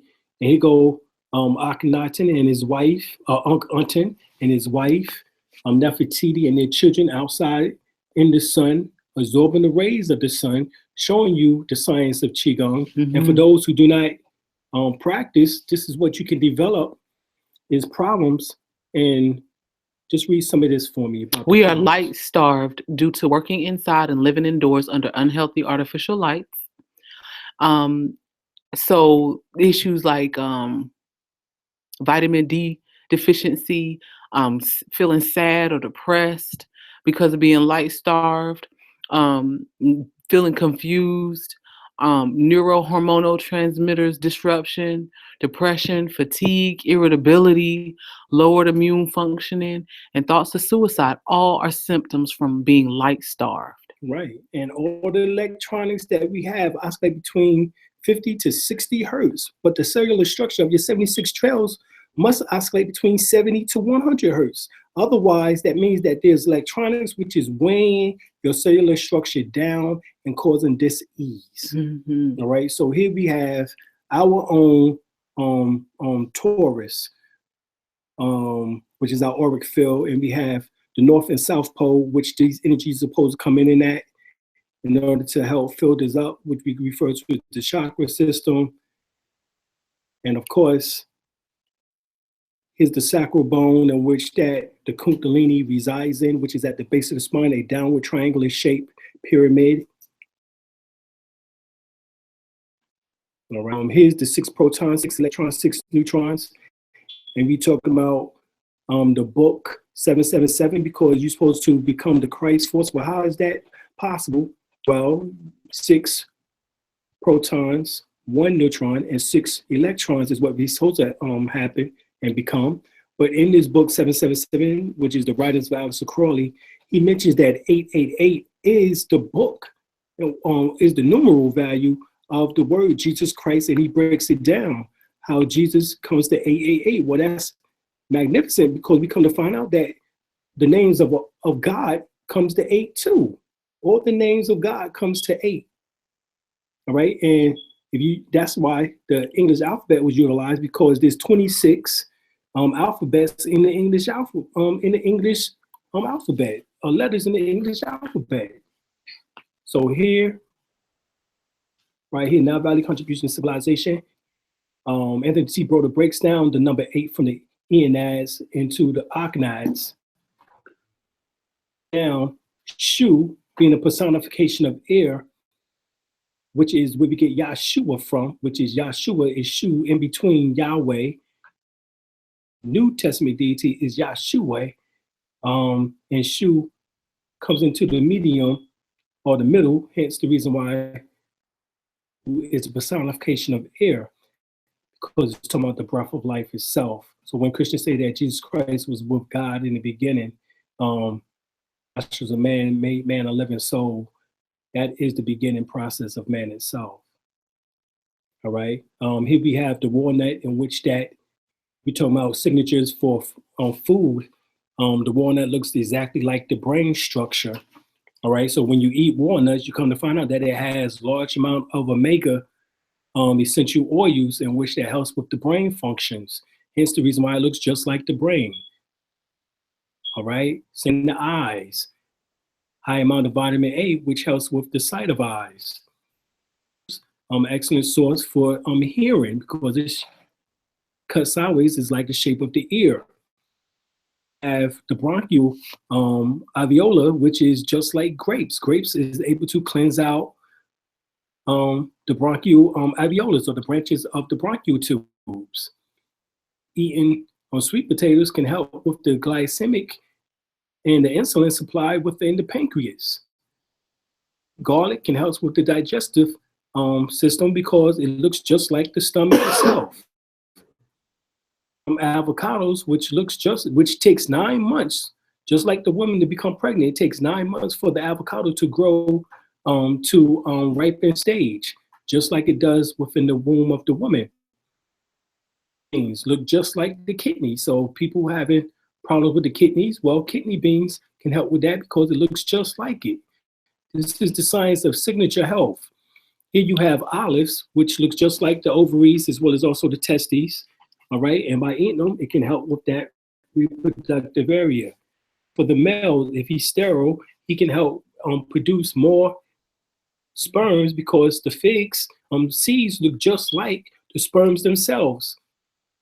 Of course, a brother who's impotent, he can eat cucumbers, in which that looks like the phallus itself. All right, so we wanted to talk about that. Here is what also we want to talk about is the times for this for the human being. In order for you to pull in chi, the different cycles of chi. So there are 12 meridians, and they're symmetrical on the left and the right sides of the body, and they all connect within each other. When one is affected by a blockage, then all could ultimately be damaged. Chi begins its flow in the lungs and then travels to the large intestines. From there, it goes to the stomach and then to the spleen. Next, it travels to the heart and then to the small intestines. Next, it goes to the urinary bladder and then to the kidneys. And after this, it heads towards the pericardium, also known as the triple burner. Finally, it goes to the gallbladder and then to the liver, and then back to the lung, where it starts the cycle journey all over again. Now, assuming that your chi is flowing in a normal way and that you have no blockages, it travels through each of your organs at specific times of the day. So if you wake up during any of these times, it's time for you to heal these areas. So like if you wake up 3 a.m, then 3 to 5, you should be having your hand on your lungs and healing that area. Visualizing green, which helps to absorb positive healing energy, and then visualizing it coming out of the back of your body, dirty green. So pulling it in a light, beautiful green, and then taking it out a dirty green, because it's cleansing the area. The large intestines, it heals between 5 to 7 a.m. The stomach from 7 a.m. to 9 a.m. The spleen is from 9 a.m. to 11 a.m. And the heart is 11 a.m. to 1 p.m. These are great times to be meditating on these different organs. The small intestines is 1 p.m. to 3 p.m. The urinary bladder is 3 p.m. to 5 p.m. The kidneys is 5 p.m. to 7 p.m., whereas the pericardium is 7 p.m. to 9 p.m. And the triple burner is from 9 p.m. to 11 p.m. And for what's going on now is the gallbladder from 11 p.m. to 1 p.m. And the liver is from 1 a.m. to 3 a.m. All right, so now that you know about the human body, now we can get into the sexual aspect as the last part, which is very limited, and we go through that as the last part. And we're going to end within the next 10 minutes. But here is the rest of the information. Okay. So let's get into that.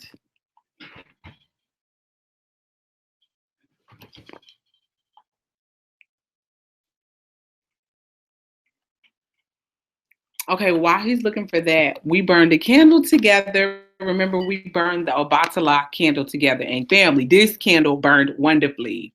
It was all white. And when I look at the image of the melted clay, it looks like a female reaching up to grab like the wisdom from the ancestors. That's what it looks like to me. And then it also, when I first looked at it, it looked like the smallest particles of mycelium, where we are getting into the scientific aspects of life, which I'm really excited about that. So I wanted to give a reading for the candles that we burned together. It really burned good. On the third day, the flame was 2 inches. I measured it. It was huge. So it was very powerful, y'all. Right. Burn away all that negativity from y'all. Oh yeah, that's why it's black at the top, because it did burn away negativity. Right. So that's beautiful, family.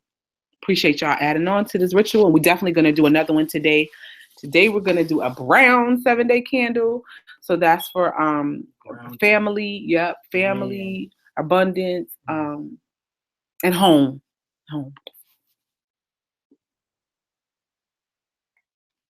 Now, Montauk Chia's book, The Multi-Orgasmic Man and Sexual Reflexology. That's good.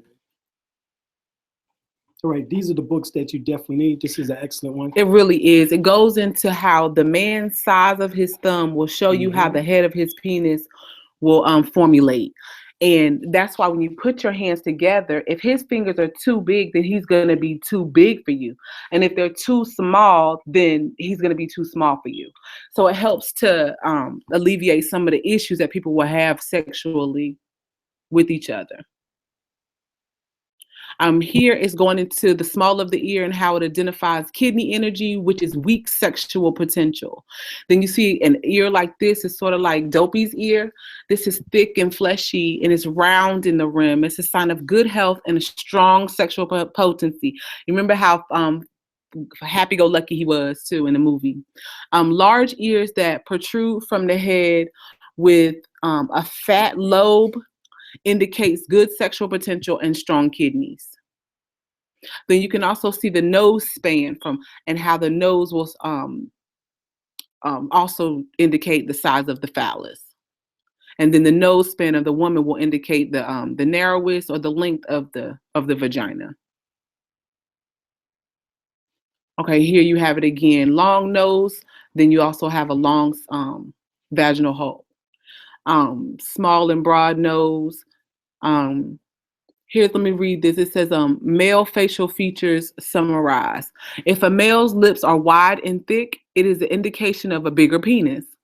Thin, small lips indicate a small penis. A thick, flat nose indicates a thick penis or shaft, and a long nose indicates a long penis.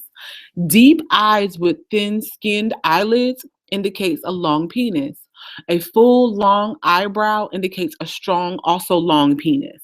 And if the areas of the earth refers to by the Taoists the ditch of the ear, it is deep set in the indication of a strong penis of a good size. So this is coming from the book by Montauk Chia. Sexual reflexology. Yeah. Really good. So here's some more indications of what we just read about the lips. The upper lip reflects the nature of the giving of love, and protruding upper lip denotes a more giving personality. And you've seen people with lips like this. Erykah Badu has lips like this. The lower lip relates more to the nature of the receiving love. Yep, Angela Bassett, yep, she sure does. A lower lip that is larger than the upper lip indicates the person will be more likely to enjoy receiving affection than forgiving it. So y'all have to be careful with being lazy lovers. This person whose lower lip is especially sensitive to touch will usually fall in love easily and enjoy sex before engaging in an intellectual relationship with their lover. That's deep. So people who are sexually active will have that type of feature. To be more effective in the stimulation of one's partner, the lips must be moist. A sign of sexual arousal in both men and women is when either partner's lips licks his or her lips. It indicates that the person is ready for a sexual encounter. That's where LL Cool J get that mess from. Yeah, and that's true. Showing you their wrists also indicates sexual, sexual interest. That's where Where Charles get that from? Okay. You can also find out about someone through their eyebrows. According to, I think that's why women are shaving them off. The Chinese Taoist sexually expresses one's inner feelings of love, inner personality, and their inner sexuality. The eyebrows are full of expression, especially in women, usually revealing their emotional state. And it's obvious the nature of the eyebrows is in different situations, either shocked or scared or surprised and so on. Notice how they show the state of emotion being expressed. For example, contracted eyebrows indicate sorrow or worry. Flying and dancing eyebrows indicate joy and excitement. And small and narrow eyebrows indicate sorrow and sadness. In the Orient, the expression making eyes and eyebrows or someone is used as opposed to making eyes at someone. In the Western experience, it observes pictures portraying elaborate makeup. So I guess women are trying to be more elusive by cutting off their eyebrows. So it's so much information, family. It's so much information. It goes into the space between your eyebrows and how it reflects your phallus. And then it also shows you the space between your eyes and your eyebrows. So it says light eyebrows indicate light pubic hair. Heavy eyebrows indicate an abundance of pubic hair. Space between the eyebrows would indicate a strong sex drive. Large teeth indicate a passionate and sexually aggressive personality. So you can find out so many things before you actually engage in the sexual act. So also too, here's a challenge. So here's the homework with your partner, or if you have to masturbate with yourself, then keep your eyes open. A lot of times we close our eyes, so try to keep your eyes open during intimacy so that you can see your mate, so that you can fully engage and know their facial expressions and how they breathe. And there's another exercise that you can do with your mate is when you breathe out, then you breathe them in. Right. And then when they breathe out, they breathe you in. That way you can go into them, not just sexually, but also spiritually, and also they can breathe you. The breath is life. Mm-hmm. That helps to strengthen your relationship too. It's a really good meditation to do together. Let's do some libation. You want to still go into that? Yeah, I got to finish as far as the techniques. Okay.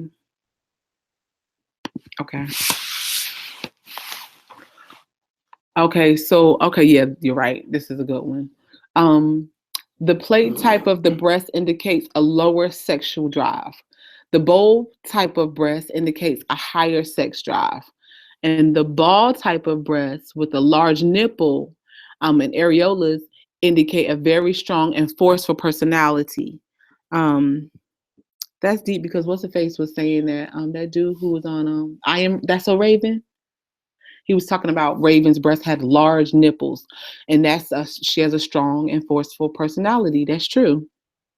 The mountain peak type of breast is shaped like a peak with nipples pointing up. This indicates a woman who is warm and passionate. So that goes into breast. And then it's also very important, sisters, to massage your breast. That will help to alleviate cancerous cells and different things like that, to help the body alleviate it from the body. Right. And for women who have smaller breasts, they can rotate it to the nipples to the right in order to make them larger. And if they're too large, you don't have to get surgery. You can rotate them. Yeah. And it'll make your breast smaller. They're like, oh, okay, you want us to get smaller, and your body will listen. Right. During foreplay, gently brush the tops and the bottoms and the sides of the woman's breast. These areas are actually more sensitive than an unaroused areola and the nipple. Generally move in towards her nipple, paying attention to how she responds. As things heat up, the nipples will become flushed with blood, and then the sensory receptors will become more primed for direct stimulation. Major blood flow and lubrication will start to flow in the vaginal area. So go around the breast first and massage the energy down towards her. Also, too, you can tell certain things about the butt. The buttocks dipping indicates a strong sexual drive. A big butt indicates a strong, healthy, good wife, and also a strong, healthy mother. A sharp butt indicates a weak sex drive. And they did a recent study about women with big butts and stated that they were very they intelligent. have a, intellectual capacity of intellect beyond the average. The average. That's true. So thus, that's why melanated people are given misinformation so that your intellect really isn't applied. Mm-hmm. But Dr. Drew Pookum used to tell us this over 25 years ago. Mm-hmm. Okay, here's some really great pictures of Venus de Milo. Boring, as they say. Get to the pictures. Open to the sea.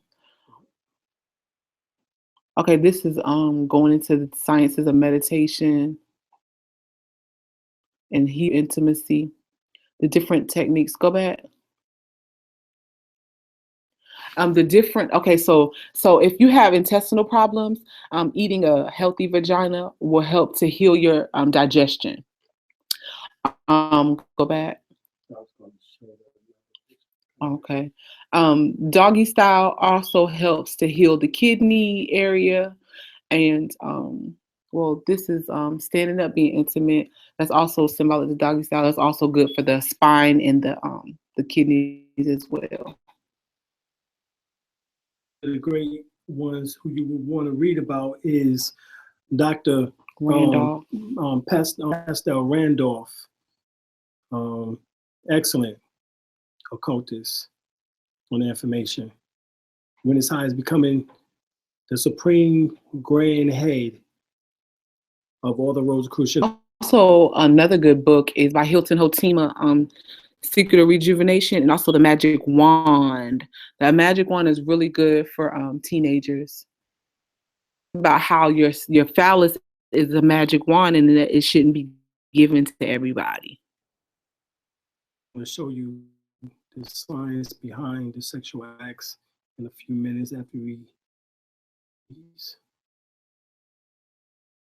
He's on the Temple War. And if you notice, you saw India. the one sister with 5 husbands. Once again, Julian and Lotus. Excellent. And as you see here, one man, one woman. Ashe. Read that. Full body excitement of Tantra sex. Man controls partner's breathing to increase her pleasure. Bingo. You see how he's holding her nose? And why is he doing that? Is he to choke her? No. Make her not breathe? No. He's doing the alternating nostril breath technique, mm-hmm. which synergizes both hemispheres of the brain. So he closing off the left nostril, the right nostril, etc., closing off both nostrils and then breathing out. Then she's breathing out one of the other 2 nostrils. It's called the alternating nostril breath technique. And it helps to give a whole body orgasm. Exactly. And here is the example of it. Hold your right nostril with your thumb. Y'all can do this with us. And breathe in from your left nostril. Now open your right nostril and close your left nostril with your middle finger and breathe out from your right nostril. Now breathe in from your right nostril. Now close your right nostril and open your left and breathe out. And then repeat that. The next step will be to breathe in from your left nostril. You want to do this for at least 10 minutes. Most of us work for 8 hours a day for somebody else. You can do 10 minutes for yourself. It will help benefit and synchronize both hemispheres of your brain. And it is very helpful if you have high blood pressure, if you have blockages in your heart. It's really, really healing to the heart. It helps with arthritis, as well as, hold on one second. helps to heal and balance your cartilage. It helps with your ligaments. It helps with spinal fluid reduction, paralysis. It helps with neurological relating. It helps with depression. It helps with migraines. A lot of people are having headaches. It helps with asthma, sinus issues, and also allergies. So yeah, you're worth these 10 minutes. So that's another homework assignment. Right. Here's the example for those who didn't get a chance to follow. The ratio is 4-16-8. So you breathe in, close off your right nostril, breathe in through your left for 4 seconds, then close both nostrils for 16 seconds, and then close your left nostrils and breathe out your right nostril for 8 seconds, and then reverse the process. Right. If you type in Dr. Alim and the Science of the Breath, we actually do it with you. Right. So you can play that 3 times, and that'll be the equivalent of 10 minutes. Here's a position. This position says it's the 5th benefit is blending the conduits. If you notice there, it's this is the microcosmic orbit. The microcosmic orbit goes from the anus all the way up to the crown. The macrocosmic orbit goes from the anus and then it goes down through the legs, comes back up. You see, if you notice, the energy is going up the brother's spine, not down, as homosexual energy goes down the spine. Here it's going up the spine. And it says it's the 5th blending of the conduit. It carries out a count of 6-9, which is 54 penetrations, and then stop. When the count is completed, you rest, and then you guide your cosmic chi into your aurora and your heart, which is your aorta, and your vena cavity. Then do 6 sets of this. So this is a sexual exercise. Just to be clear, you do 6 9s. That's 54. So stroke 54 times. Then you stop, and then you visualize the energy coming up with your breath. So both of y'all do that. The woman's energy goes directly opposite of the male's. As my wife just showed you, the brother's energy goes up the spine to the top of the head, down the front channel. The woman's goes from the up the front channel down the back of the spine. So thus creating what is called a yin and a yang symbol. Now in this image, they're showing you this purposely incorrectly, because as you can see, both of their energy is going down. But that's because they don't want the woman to be able to tap into, this is an Oriental author. Right. They don't want the woman to be able to tap into her power. So this is why they're showing you and him doing the exact same technique, even though it shouldn't be. Right. The woman should go in the opposite direction. She should be, the central place for absorption of chi energy is in the navel chakra. So therefore, the man will move it down to the perineum and then up the spine to the top of the head and down the front channel back to the perineum, circling it until the last circle that he does, he sends it back down into his, what is referred to as his dantian or navel chakra. The woman takes that same energy that she stores in the navel chakra, but she moves it up the front channel of the conceptual functional channel to the top of the head and down the spine to the perineum, back up to in a circular function like this until her last rotation, where she sends the energy back into the navel chakra. Which is also called the ovarian palace. But also if you're trying, it depends on what you're trying to create. If you want to store the energy in your crown chakra, you can, or your 3rd eye, or your ovarian palace. Right. If you want it for longevity, then it's stored in the navel chakra. If you want for love, then it's stored at the heart chakra. If you want for a high IQ intelligence, then it's stored at the 3rd eye area. Yeah. So these are called the 3 dantians. These are called the 3 treasures. Let me continue on. We want to finish this one up. Okay. Go through here.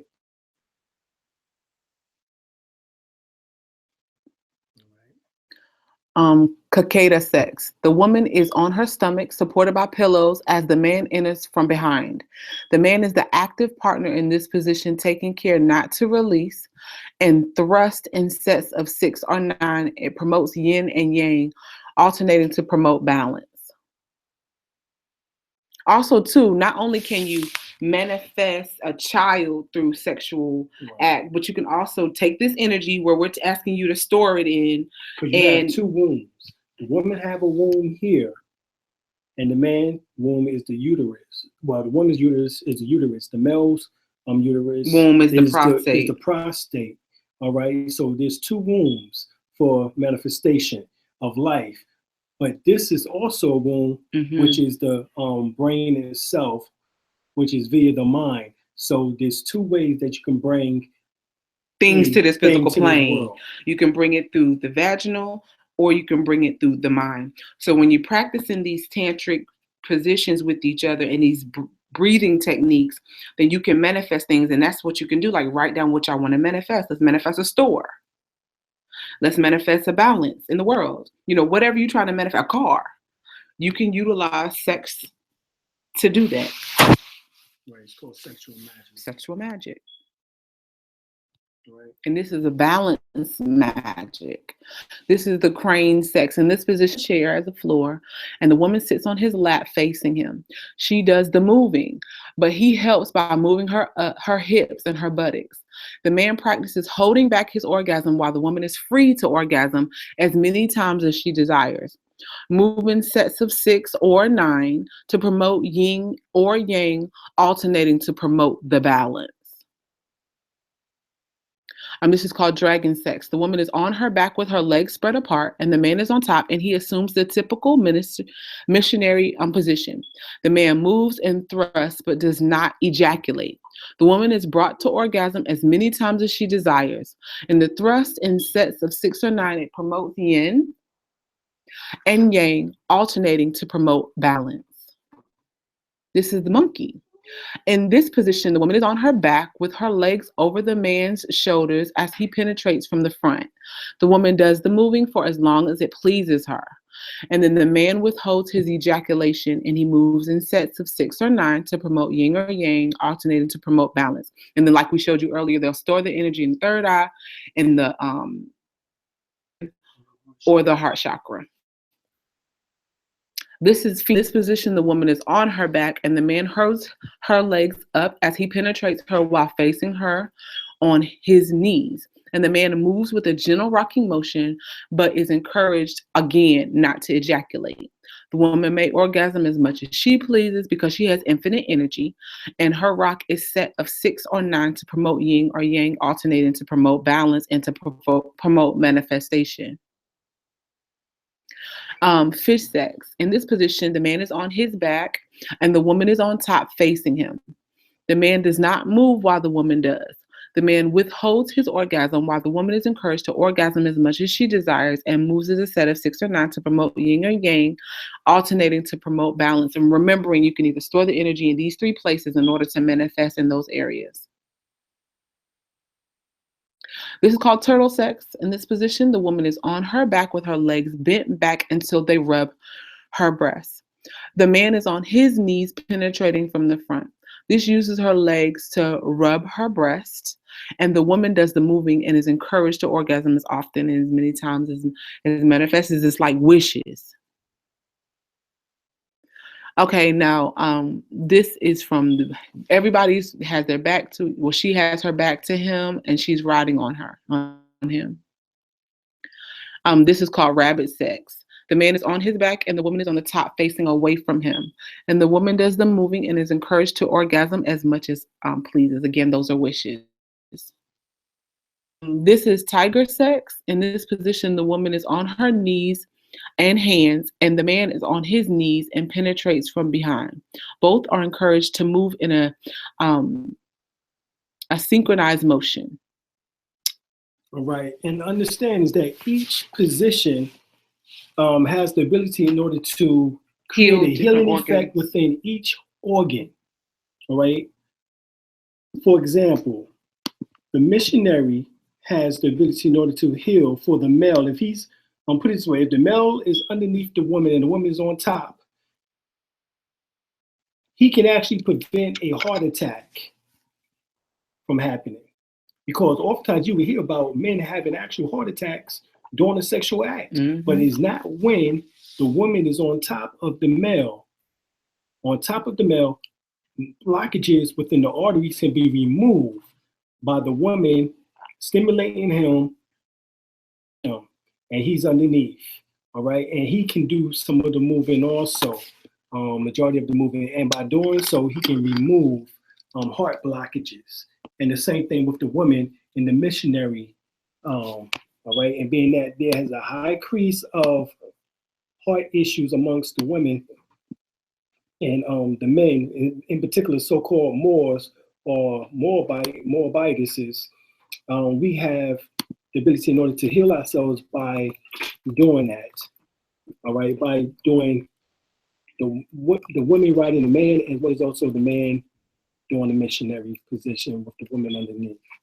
There's a tale about Lilith didn't want to be underneath Adam, so therefore she got upset and refused to be underneath him and no longer wanted to be his wife. So hence, the Jewish law tells you that Eve had to become Adam's wife through the Jewish law. That is all symbolic, all right? So, and this is the secret behind that symbolism that we're talking about, all right? So let's do our ritual, because that's very important. And plus, it's powerful when we come together. So I'm praying for that. Also, the brothers will join in too. So let's get comfortable and turn off our lights. Y'all light y'all incense and light y'all candles too. And Alim and the brother are gonna touch the candle because they're here. Goddess, she upstairs. Okay. So what we're doing now is putting our energy into this candle. The candle is just a tool in order to help us being the last impression that we leave on it, which is one of prosperity, grounding, and help and health. We leave those impressions upon it because you have an auric field, and everything you touch leaves an auric residue. So the candle, when it's burnt, will vibe off of that last impression and therefore attempt to manifest distance via your last thought touching it. Mm-hmm. Mm-hmm. So we're slowing down our breaths, which we talked about earlier, how powerful that is. So we're going to slow our breath down so that we can all breathe on the same vibration to 636.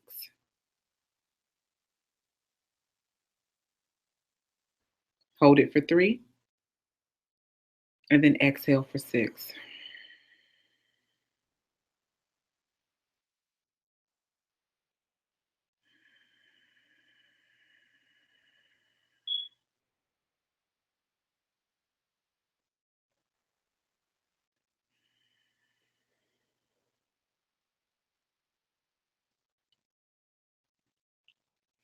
Okay, thank y'all, brother. I'm gonna light the candle.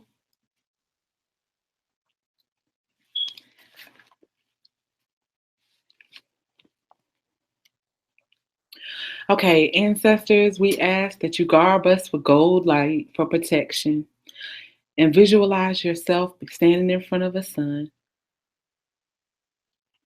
We resonate with the healing's energies of togetherness. Family, we resonate with growth through family and through healing and healthy sex or habits with each other. And if you're having any problems, read Psalms 45 for relationship issues and communication and bringing relationships together. Ashe, this helps with communication, especially if you burn a blue candle. Also, burning honey on the stove will also help to bring love and help us speak more sweetly to each other. For sure. Ashe. Oh wow, you can see the candle popping. So as we garb ourselves with gold light, we want to resonate a vibration of love from head to toe. So I just want to talk to our organs and tell our toes that we love them for keeping us balanced. Thank our ankles and let our ankles know that we love them for holding us up. And on up to the calves and the knees, we love you. Thank you so much for walking and keeping us standing upright. I'm thankful for our thighs and our genitalia for eliminating the food in which we eat on a daily basis. Thank you, thighs, for connecting to our hips, and thank you, stomach, for digesting this food that we eat that is not intended for us. And ancestors, we move towards being able to eat and ingest our own food and not even having to go to grocery stores. Together, we touch and agree on that vibration. We're grateful for everyone who was here And Alim or brother, if you want to add on, please do.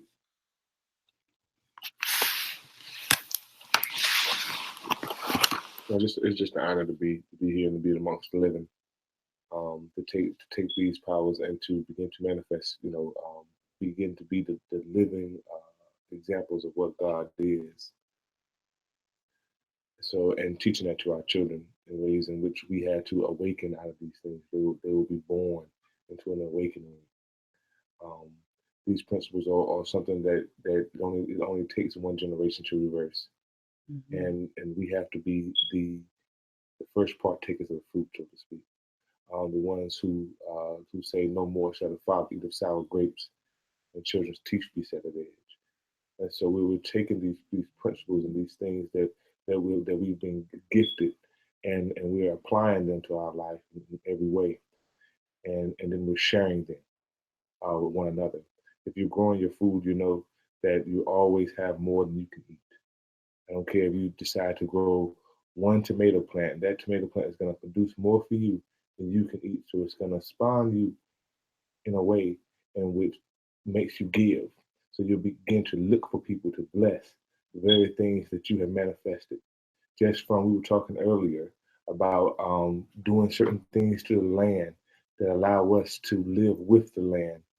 And when just because someone is in close proximity with you, just because that person is your neighbor, they begin to receive the same benefits just because they're that close. They see that, hey, we put in certain things in our land, and now my well doesn't run dry anymore. And now the fishing pond floods more. All these things come into fruition when we just align ourselves and we become the masters of these things. So I count it as a blessing. And my heart is filled with joy in this moment just to be here, and just to be with you, and to continue, and the excitement is there for us to continue on manifesting these things again, living examples of what we talk about, of what we believe, and what we know is true. Ashe. God. All right, family. Well, before we go, are you about to conclude? Yes. Okay, before we go, you can definitely get this energy face to face, because we're going to be having our 16th annual conference, March the 17th, 18th, and 19th. When you prepay, you'll be given the information so that you can come. So please prepay. Don't just show up, family, without calling, because we're not going to be in the same location we've been in for the past 3 years, because as y'all know, the space flooded. I'm really excited because tomorrow we are going to the 28 acres in which we were blessed with, and we're going to go manifest there. And of course, you will see it when you come. But okay, I want to just say and once that. Again, March 17th, 18th, and 19th. We'll say it one more time. March 17th, 18th, and 19th. And my birthday's on the 16th. So y'all know I'll be high energy. Right. So it's really a 4-day event. All right. So bring your drums, bring your comfortable clothing, bring your beautiful loving attitude. Bring your tents. Bring your $200. And you're going to be certified in these sciences that we get to. And you're also going to... in the science of Reiki, pranic healing, Qigong, Tai Chi, we will certify whatever we get to. Right. And then also to, you're also going to be given some wonderful food too, and bring your tents, because that also includes y'all staying on the land as well. So. And for those of you who are looking to grow your own food and things like that, so we'll be doing workshops. We're also going to have a nature scavenger hunt, in which we're going to go around the property. We're going to look for native plants. We're going to teach you how to identify them, what they do, and the proper ways to consume them, because not all of the ways are through eating.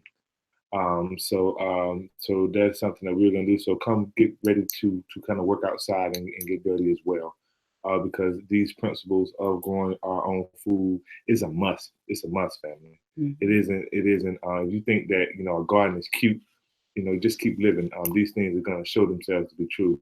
We have to know how to grow our own food. One of the biggest wars that is spawned up against us is with our diet.